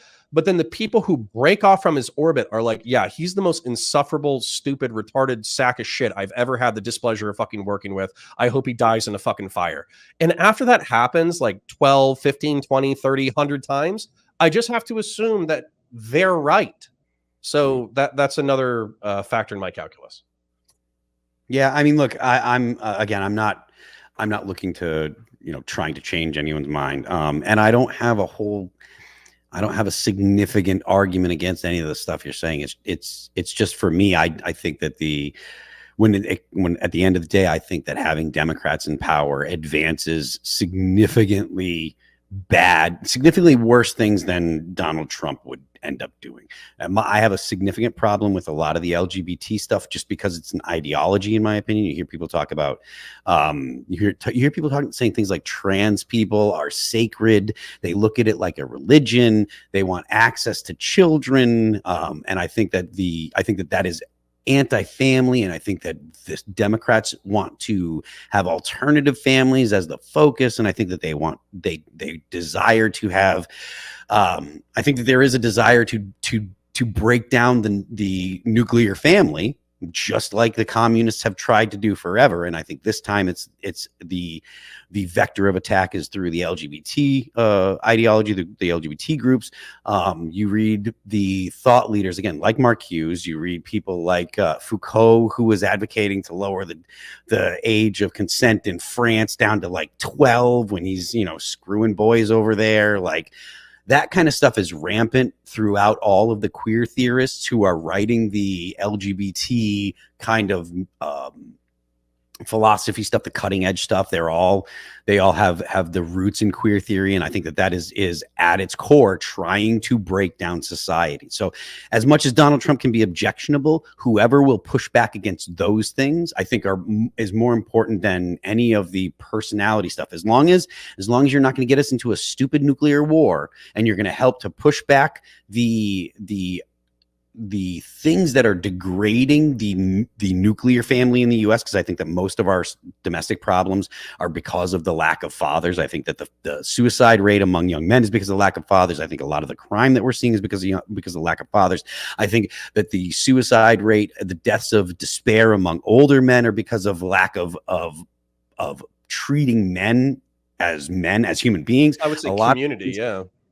Yeah, I mean, look at the way that men are treated, right? So if it's snowing out and the power goes out because the blinds went down, it's going to be men out there in the middle of the night fixing those power lines, and they're going to come home and they're going to turn on the TV, and someone's going to say, "You're a cocksucker, and you're a scumbag masculine man, and you're an asshole, and you should feel bad about it." And you still have to go out there and suck shit fixing the sewers and suck shit doing all the hard work. And I think that is making men say, well, I'm checking out of society, man. And I think that's one of the major things.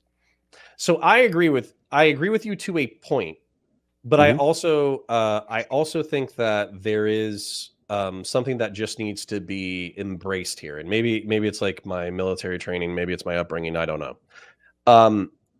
Masculinity, or at least what I would consider like positive masculinity, is in effect like suffering on behalf of the things that you care about.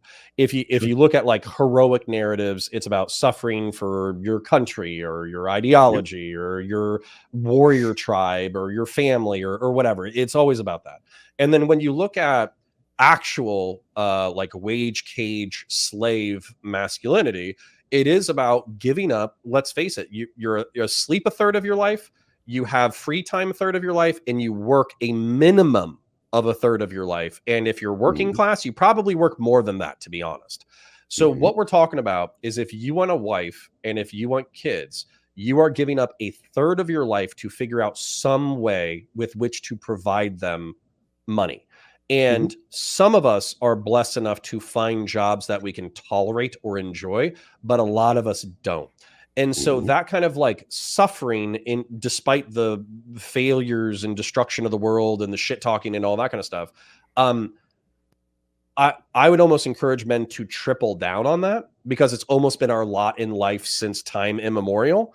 And also, like, no offense, but these are a bunch of fucking like limp-wristed theater fucking nerds who think that they hold more power than they actually do, and they create shitty fucking art and they create shitty fucking politics, and everything they touch turns to fucking shit almost within a few years. And sorry, real quick, just to give you an example, defund the police, dead, right? Dead, almost completely, wildly unpopular, because everything that everybody predicted was going to happen happened. What else is it? Star Wars sucks ass. Like, people fucking hate it. Like a lot of the people that they think are going to enjoy the product do not enjoy the product at all.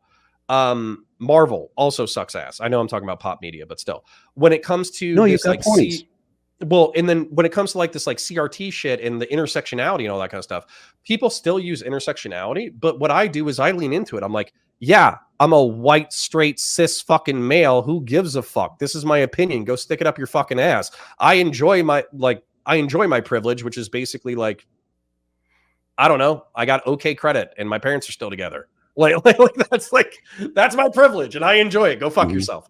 So I'm just saying, like, leaning into it does more than being a victim of it, I guess. I don't disagree about your analysis. What I think is the problem is the treatment society gives to men about it. So men, I agree about, like, men, a masculine, strong man should suffer in silence. Go out and do the hard thing, because that's your job, because you're a man. And guess what? Or if you're Irish, suffer loud, because we love to complain. Fair enough. Complain the entire fucking time, but go suffer, you pussy. Gripe about it. That's fine. That's fine. My problem is the way that society treats men.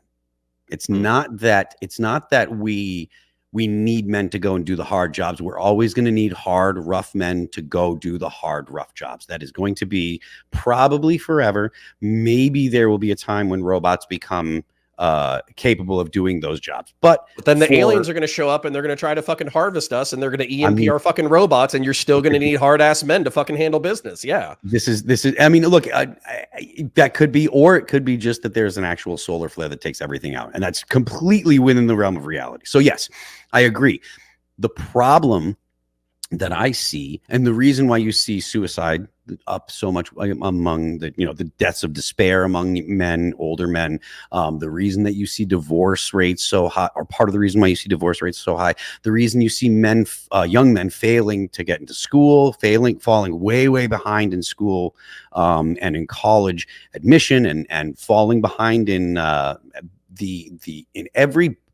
almost every aspect you can come up with, is because of the way that they're treated in society. Not because men won't take up the burden, because they will. Give them a reason, but there's no reason anymore. The meaning is gone. Well, Jordan Peterson talks about this stuff, and it's like, people need meaning. And I don't think, especially in a society that doesn't have a religion, you don't give men a reason to suffer. And if you don't give them a reason to suffer, and you offer them marijuana, a free check, and then internet, porn, video games, and porn, they're gonna say, I'm gonna take the free check, the porn, and the weed, man. And that's what's happening. And this is while I have come to my support of the deep state corpse that is Joe Biden over what I view as a absolute wild card populist lunatic in Trump. This is why I don't identify with Democrats or Yeah, liberals from a political standpoint or sure. leftists. Because I Mm, think with leftists, in their desire to make everything equal, they don't have the ability to make value judgments anymore. So a yes. man who sits inside his apartment, smokes weed all day, jerks off, looks at the most degenerate porn, never has any ambitions, never does anything. That lifestyle is just as valid as a lineman who busts ass, climbing up fucking 1,000 feet into the air and all that kind of shit. So leftists are out the fucking window. And then when it comes to normal liberals, normal Democrats, they might pay lip service to the concept that like we need men or we need military or we need law enforcement or whatever, but they won't really correct the lefties, and they'll Yep. kind of get like steamrolled in the conversation where they're just not aggressive enough This about is this is what's important. this goes back to the comment that was made by someone else about about liberals needing to be able to have a defense against authoritarians. So the theory behind, like the philosophy that seems to motivate the left now is very postmodern, right? So they try to use words not because of the meaning of the words, but because they're trying to evoke emotion, right? So they're not worried about the details or the specific meaning of the word. If they call you something, it's not because you actually are that. It's because they're trying to get the viewer who's listening to have an emotional reaction. That's why everyone's a Nazi. Because that is a fairly sophisticated tactic. Oh no, this lines up with a script that I wrote about Vosh recently. Fuck. Okay. Yeah. Bring out the dogs.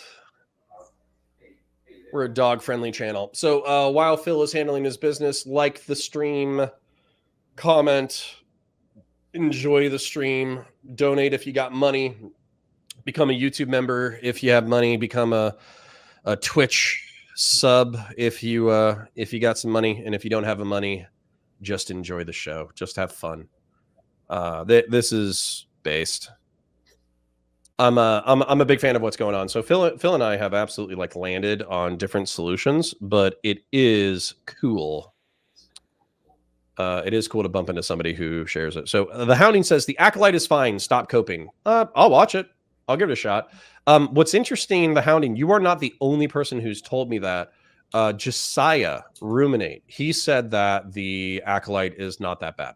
So he said that I think he watched the first 2 episodes and he didn't hate them. Now, I might have already watched too much. Hey, Connor. Fine, it's not good though. Yeah.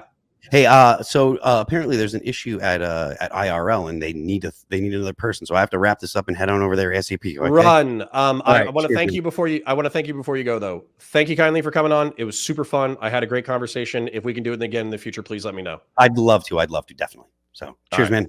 Thanks, guys. Have fun. Bye.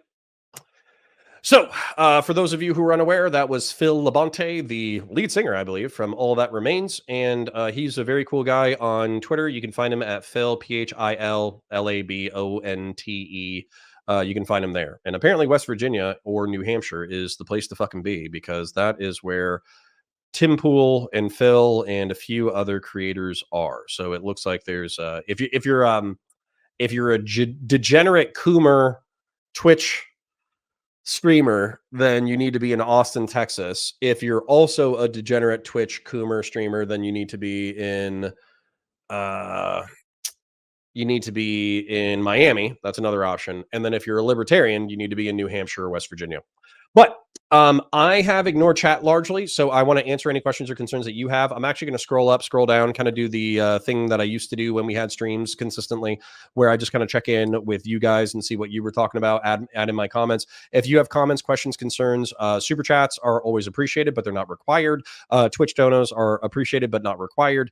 Just do @counterpoints in the chat, @counterpoints common spelling, and I will answer your question. I'm going to scroll up a bit, and then I'm going to scroll down a bit, and we are going to get out of here in a bit. Because while I do parasocially love the 70 to 90 of you who showed up tonight, I do have family stuff to attend to. I think I saw Christian Valeris or somebody else ask whether or not we'll be back tomorrow for the live streams and the debates. The answer is yes. Brianna is on the mend. I think she's okay. I think she can start doing content again. I'll confirm that with her, but obviously we'll try to get that covered. We might get copyright struck, so we need to like minimize the window or make it super small or something like that. But we'll try to figure out a way to do it. Remy LeBeau says Connor's in the big leagues now. You say that, but what's funny is Phil and I just became mutuals through like shit posting and bolter posting, and then he liked some of my stuff and retweeted some of my stuff, and then I liked some of his stuff and retweeted his stuff. I think we either replied to each other a few times or DM'd a few times, and he's just overall like a really cool dude. So he is in the Tim Pool orbiting whatever. He's in the Tim Pool orbit, and obviously, you know, I've been in the Tim Pool orbit via Lauren, but I haven't been invited to the small show or the big show. So, you know, hopefully Phil and I can be cool and be friends and have some cool, interesting, introspective conversations, and then maybe I'll get invited one day. We'll see. The funniest thing is when Antifa tries to cancel black metal bands. Yeah, like if you're a punk or if you're in metal, the whole point is to be like down for violence and anti-institutionalist. So like trying to be like, oh, you're sexist. It's like, fuck off, loser. I have worse things to say, but I'll keep them to myself. What if someone becomes communist after emigrating to the United States? Red Band Barry. This was all the way back probably an hour and change ago when we were talking about whether or not we should allow other people in. I think once you become like a citizen or like a permanent resident, it might be too late. But I think if you become like an anti-American, like borderline terrorist propagandist, then maybe your citizenship should get revoked. Your not your citizenship, your permanent residency. Grassroots Hegemon for $20 says money towards deporting Hassan Piker. Thank you again for that, Dono. It is appreciated to my donors tonight. I think we've gotten 5 in total. And I'm just going to do the donos, even though I already addressed them before moving into chat. So,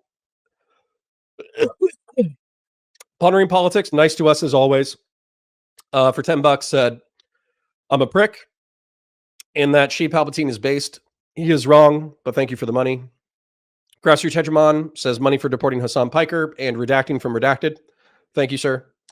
Hawk Smash made us think about the game, so he made us lose the game. Gingermus Prime says the issue is you need to be illiberal to preserve liberalism. Its enemies know this. It's true, but that's why we need like, if you say muscular liberalism or authoritarian liberalism, it's kind of like ordered democracy, right? Like I kind of like, I fuck with the ordered democracy meme. I do want that. That's why I talk about like authoritarian centrism or whatever. But obviously we need to articulate this because so far, Phil, PF Young, me, Sitch and Adam, and I'm trying to think of a few others. But there's like a few others of us that I think are like earnest centrists and earnest capital L liberals, but we are Republicans or conservatives if you're talking about preserving the republic. There's only like half a dozen to a dozen of us in the creation sphere. So yeah. Remy LeBeau for $3. $3 says good chat. Just 2 old boys having a great yap. Yeah. That was fun for me. That was refreshing. It was good having. I think Phil is historically versed enough and intelligent enough that he can provide new information and also push back on things that he disagrees with. But the truth is that we have arrived at similar positions. So we do have a lot of overlap, but I don't think it's just like an agree fest where we just like, we automatically agree with each other's perspectives. It's more like he gets to articulate his worldview, I get to articulate my worldview, and then there's large chunks of overlap, but then the differences are what makes the conversation interesting. So I do enjoy it. Kuyukin says, but Connor, you lost Kadia. I didn't lose shit. I'm not fucking Katie and I don't have purple eyes. I'm not descended from chaos people. If I was going to live anywhere, it would be in the segment of Solar, or it would be around Ball, or maybe Fenris, or maybe Catachan. Like I wouldn't want to live there itself, but I would try to live in a civilized world around those places because obviously those are my preferred places. Bibliolife says, damn, that dude is 49. Ask him if he's part Asian. Well, he might be. Maybe that's why he's not a racist, and because he's a mixed race American. Missile interception technology is better than in the Cold War. True. But I think we're just talking about like the capacity for humanity to destroy itself. I think that was the main thrust of the nukes concern. Gray Poupe says, hell yeah, way late. Glad you two were talking. Thank you, Gray Poupe. Much appreciated.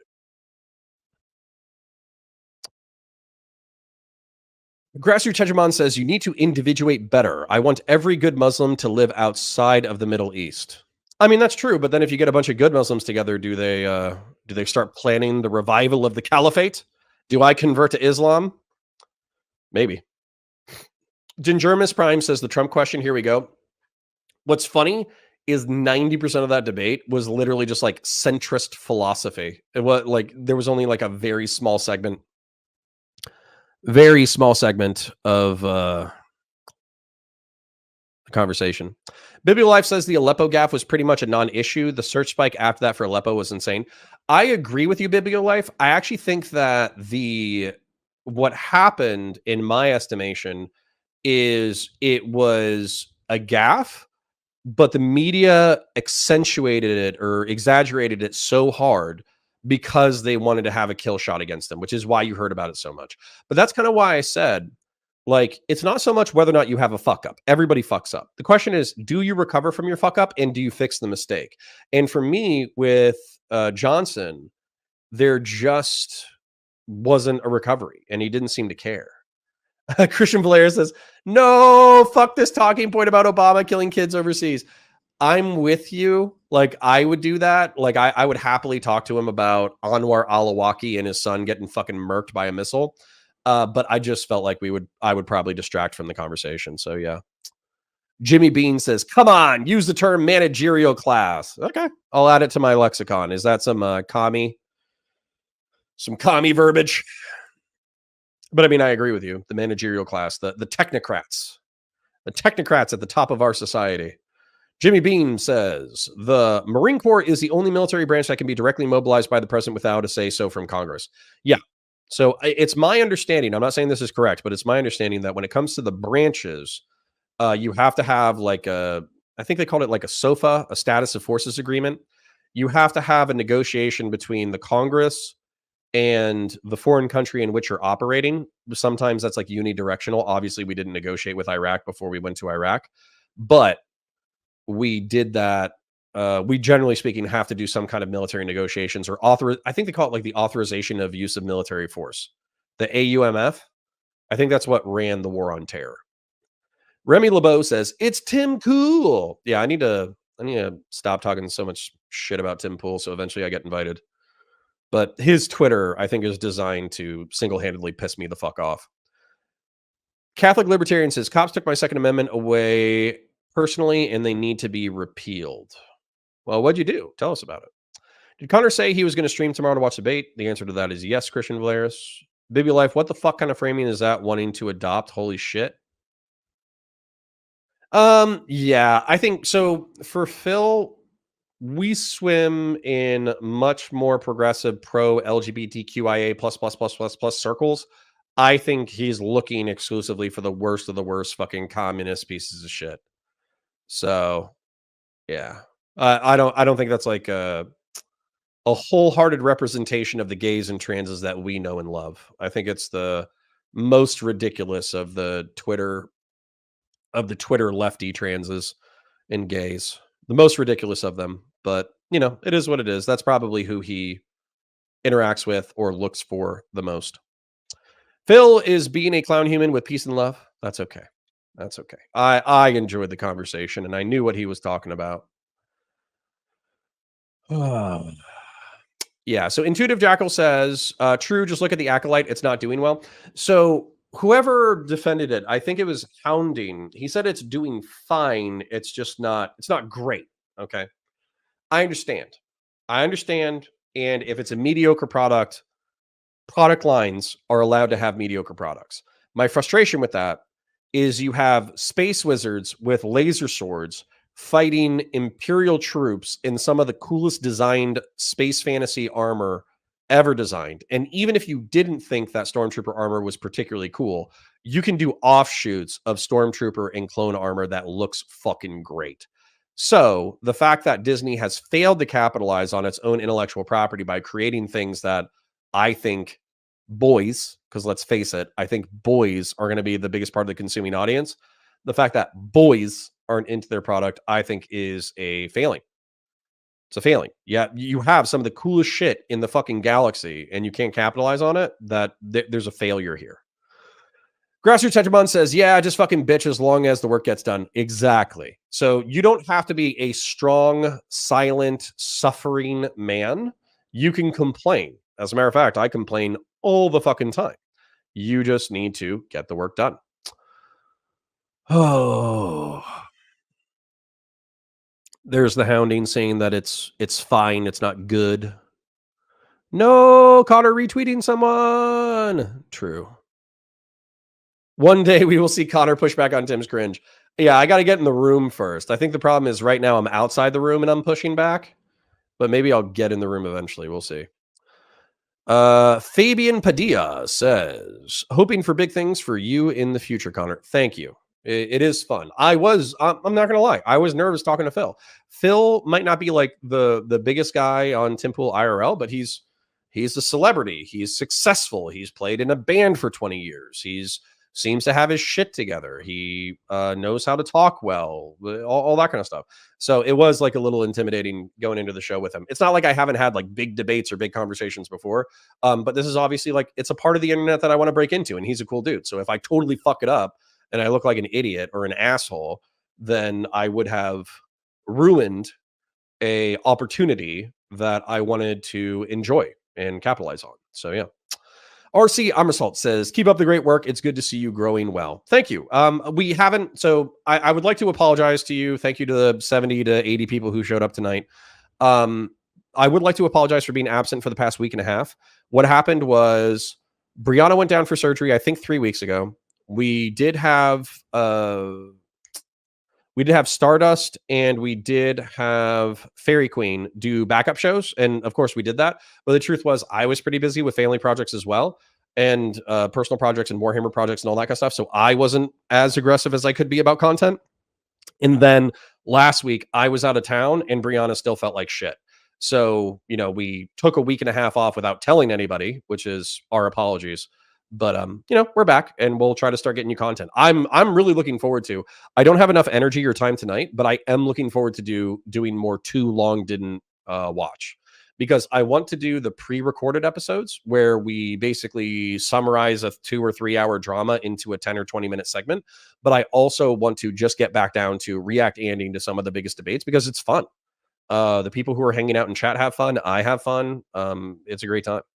Christian Valeris at Counterfire, you and Centrist Gang got to fight back against the ethot grifters, lol. True. Which sucks that it sucks that Tim Pool is kind of like in the center of the centrist gang, and he's like a Trump simp. That sucks because honestly, I think that's the place that we need to go next. Unfortunately, is we need to get into the centrist civil war, the polite civil war, but the centrist civil war. But 123, wasn't the U.S. allying with terrorists such as Al Qaeda in Syria? It was Al Nusra, which is like an offshoot of Al Qaeda that was fighting the whatever people.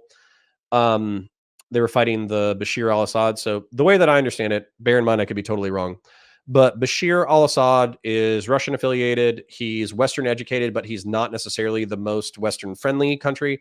There's a major Russian naval station there. And also Bashir al-Assad during the Iraq war, he took all of his Islamists and jihadists and he sent them over to Iraq to kill Americans.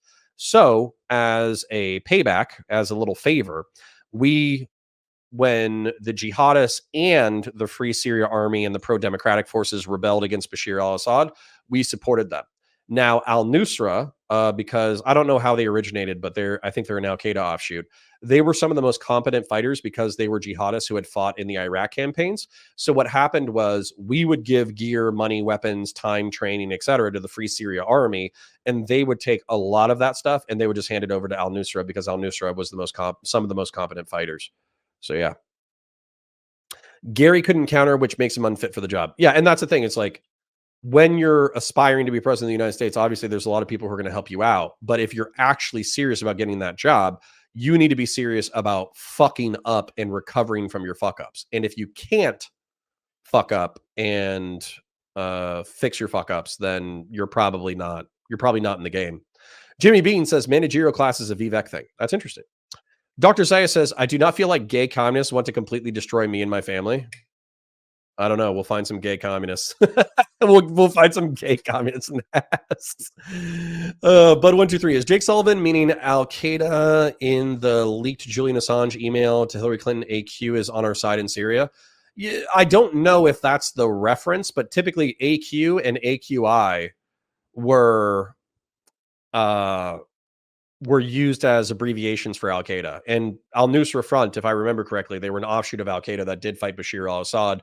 And I think the CIA was partially supporting them or indirectly supporting them through the Free Syria Army. Bear in mind, this is like, I don't know, 5-10 years ago now. And on top of that, it's, the CIA is fighting the Department of Defense's militias. Like, yeah, that shit happens. Christian Valeris at Counterfire, whatever you do, don't shit talk Tim's music aspirations. See, that's what's funny. I think that Phil, I'm not saying that this is it. Like, obviously, I don't know how he interacts with Twitter or whatever, but he retweeted one of the things that I said, which was, in a different world, you guys were nice to Tim Pool, and he became a moderately successful alternative music or alternative band singer. And somebody was like, oh, well, in the music industry, this is actually a huge compliment. And I think Phil retweeted that. So, I'm trying to play nice. Okay. I'm trying to play nice. Connor's going to usurp Tim, the pretender, for the centrist throne. I mean, listen, we got to give it a shot. Okay. So, I think that Tim says a lot of things that I disagree with. I'll put it that way. So if he says those things in front of me, I'll try to tactfully express my opinion on why I think he's absolutely butt fucking wrong. Christian Valeris, Connor is correct. Operation Timberwoods was a CIA arming operation to arm the Free Syria Army, and some of those arms ended up in the al-Nusra hands. CIA never gave them directly to them. That's my understanding of it. I'm not saying that's correct. I'm saying that that's what I remember from briefings and conversations at the time. I was out of the military, but I still had a friend who was in Intel, and we talked about shit like that all the time. Grassroots Checherbon for $10. Thank you for the money, King. I know you guys, we're small. We're a small stream, but money is helpful. It helps me pay the editor, helps us grow, incentivizes us in the algorithm. It gives me, I love hanging out with you guys, but it gives me another reason to show up, which is I'll be able to buy, well, realistically, this is going to get paid to the editor because we only have so much revenue. But in the long term, I might be able to buy a cheeseburger or beef or hot dogs or fireworks for the 4th of July, that kind of thing. Grassroots Hegemon for $10 says, Phil is my favorite person who is wrong about everything. Centrism is awesome. Reorder terrorists inside to be outsides. Reorder terrorists inside to be outsides. True. Jonah Boy, which needs to happen. MAGA types have been using the centrist label to mask themselves for way too long. I agree. We need the true center, the true centrists. We are the only true centrists. Bum number one says at Counterfire, what do you think of the death penalty for high treason? Oh, I'm sorry, bum number one. I forgot to ask him. I almost guarantee you that he would say it's fine, and I also think it's fine. I don't give a fuck. Like the Luxembourgs or the Nurembergs or whoever the fuck those people were, the Rosenbergs, the people who stole the nukes and gave it to the Soviets. Yeah, they can get fucked. To be honest though, just because it's like intellectual property theft, I might have just imprisoned them for life or something like that. But that is a wildly serious crime. So I don't think I would personally would have imposed the death penalty, but I don't think I would have. I would not have imposed the death penalty, but I would not have opposed it either. Christian Blair says, fuck, I got the name wrong. It was Operation Timber Sycamore, so trees not in Syria. Lol, based. Grassroots Hegemon at Counterpoints. Why did YouTube block my super chat over the word ordered? Lol. Because they're anti-fascist and it's because Phil Labonte is right. It's because all of our institutions have been taken over by progressives and lefties, and they can't have the word ordered floating around uncorrected by the Orwellian newspeak machine. That's why. That was grassroots. The Catholic Libertarian says, Connor, I always have liked you, but why did you choose to be a cop? Cops suck. Because not all cops suck, and also it's the coolest job in the world. So that's why. Imagine you wake up, you put on your uniform, you slap a gun on your hip, a taser, mace, and handcuffs onto your belt. You practice your draw a few hundred times in the mirror. You jump into a Crown Victoria. You drive 30 to 40 minutes to your patrol zone, and then you patrol.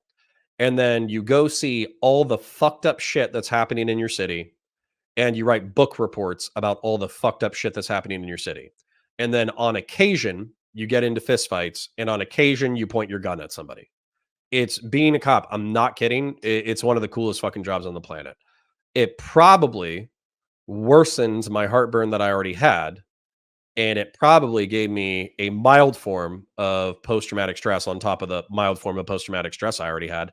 However, it's still a great job.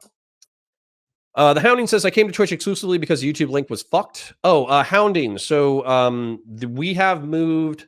I no longer stream on Counterpoints 40K. I stream or for politics. I'll probably still stream there for science fiction content, but I am streaming on Counterfire. If you type in Counterfire or Counterpoints Coliseum, COLOSSEUM, then you can join the YouTube chat. Now, I appreciate you being in Twitch chat because, to be honest, we get 50 to 70, sometimes 100 plus on YouTube, but we really only get like 10 or 20 people on Twitch. And I don't really know why, because I don't do anything different between the two platforms. Grassroots Hegemon says, allows you to buffer yourself when you say the N-word on stream. True. Parallax says, hey, Connor, hope you're having a great night. We are having a great night. I'm probably about to wrap up my night, and I'm sorry it's so early, but yeah, we had fun. Akab Badasui, good to see you. I'm happy, Akab Badasui. I know we don't always agree on stuff, but I'm always happy to see you in my comment section because I do see you in the... I've jumped into Sitch and Adams chat a few times, and I've seen you over there too. So, like, that's my niche. Those are my bros. I almost don't watch Sitch and Adam as much as I should because I feel like I already agree with them on a shitload of stuff. So... you get to drive around a fast 5.0 Mustang, and you get to take care of trashy people in your community. I mean, literally true. The Catholic Libertarian says, I love your channel, bro. You are a great dude. Thank you, man. I'm trying. You know, I'm not perfect, but I'm doing my best over here. And I'm actually like, this was actually really validating because I had such a good conversation with Phil. I think I told you guys that I was anxious about it because obviously he's in the Tim Pool orbit, and he seems like a cool guy, and he seems pretty smart. So I didn't want to be like so hostile that we had like a shitty aggressive conversation. But I did want to kind of push him on some of his perspectives. The truth is that we vibed so much that we ended up talking about everything except for Trump. And then we only really had some Trump conversation. Aggressor Tetramon says at Counterpoints, it wouldn't let me say ordered centrism, lol, but I can if I don't give you money. That's fine. Yeah, fuck him. Bunch of progressive, lefty, socialist, commie, sock dems running YouTube. ACAP Badasui says, my dad took a massive pay cut for being a store manager to go be a deputy. Yeah, straight up. You will not get rich as a law enforcement officer. You will make 40 to 50 grand as your base pay, and you'll make another 10 to 20 working overtime. So, yeah. It's pronounced Batosai, says the Philly Goth. Interesting. Grassroots Hegemon is talking to somebody else. And Intuitive Jackal says, I Counterfire, thoughts on the news regarding Julian Assange. So I've seen it both ways. Okay. I've seen some people say that he's a traitor and he deserves to be executed. I've seen people say that he's a hero standing up to the military industrial complex. I don't know the answer of it. I think that the one thing that I think is fucked up that people were pointing out is that he did not redact some top secret documents that end up exposing a lot of American spies and actually got some of them killed. So I think for that, he should face some kind of consequence. But the truth is that he's been on the run for 5 or 10 years. He's had to live out of a consulate for 5 to 10 years. He has had the full weight of the United States federal government breathing down his neck for 10 years. That's not quite a prison sentence, but it's definitely not pleasant. I'll tell you that. So yeah, like that's almost like a 5 or 10 year sentence as it was. Was he committing espionage? So ACAB, I don't know. I think he leaked enough that it was damaging to the United States, but if you hate the United States, then maybe you think that's good. I don't know. The Hounding says, I don't think he needs to be executed, but at least like a drone strike nearby that concusses him and gives him horrible tinnitus. I could agree to that. That sounds reasonable. I think Hillary Clinton could agree to that as well. She wanted to drone strike him. Jonah Boy says he'll probably end up mysteriously dying in a bit. Yeah, maybe. Maybe. Catholic Libertarian says, I'm in hospital right now, zonked on opiates because I had a painful muscle condition called rhabda, and I love watching your stream while I am. Well, I'm sorry to disappoint Catholic Libertarian. I probably am going to be dipping out momentarily, so you're going to have to find a drama streamer or another political YouTube streamer to watch. But your viewership is very much appreciated. So thank you for being here tonight. I genuinely, earnestly appreciate interacting with my chat. It's very fun. Mr. Bombastic says, I've heard that they tried to get help from D&D or whatever to redact the names. Oh, DOD. Okay, Department of Defense. Yeah, it would be weird if they got DND to help out. Jimmy Bean says, the only thing I'm curious about with Assange is the person who gave the intel that had their sentence commuted. Other than that, fuck people leaking info like that. Largely, yes. Just to articulate it, this is like with the anonymous people. I think that there needs to be Robin Hood-esque figures who keep the Department of Defense and the NSA and the government on their toes. This is something that Phil and I actually talked about, where we think that like people need to be trained in firearms and tactics and asymmetric warfare and all that kind of stuff, because you need to have a counterbalance against the federal government. It's not because you want to fight the federal government; it's because you want to keep them on their toes. So if Julian Assange and if organizations like Anonymous, the hacker organization from like 10 years ago, if they hack things every now and then and release things that are of vital public importance to the public, but then they redact names so they don't get people accidentally killed, I think that would be, while illegal, a potentially valuable public service. But if they just send out information into the public that benefits Russia, China, North Korea, and they end up killing spies as a result of it, then I would think that's very fucked up.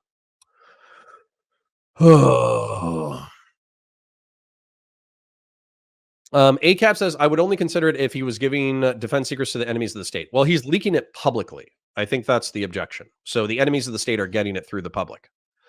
The first person who visited him was Noam Chomsky. If the CIA did rendition his ass, hopefully they get him as well. Yeah, well, Noam Chomsky is probably hanging by a fucking thread if people literally like tweet out like "rip Noam Chomsky" and then everybody assumes he's dead. So yeah. Anyways, all right. So we are relatively caught up with chat. Still don't know how to raid on StreamYard, but thank you to everybody who gave donations tonight. It was very fun. We made like 40 or 50 bucks. My editor thanks you. He will spend that on his groceries, I am sure. But I do want to say parasocial love to you and yours. Thank you for hanging out. We will be streaming tomorrow, most likely. We will be, in general, trying to stream more aggressively now that I am back in town and Brianna is recovered from surgery. So I hope you had a good time hanging out with Phil Labonte, or Labonte, however the fuck you pronounce it. It was a very good goddamn time from my perspective, and I look forward to working with him in the future and hopefully swimming in the Tim Pool orbit, because frankly, there might be more cool people that we actually vibe with versus having to fight people all the fucking time. So parasocial love to you and yours. 07. 07's in the chat. I'm saluting you. I can't leave until you return the salute. So, ACAB, you can rewind it. We'll also post it as a VOD. Can't leave. I can't leave until I get another 07. I start. There we go. All right. And cut. All right. Good night, guys. Good seeing you. Have a good one. Bye.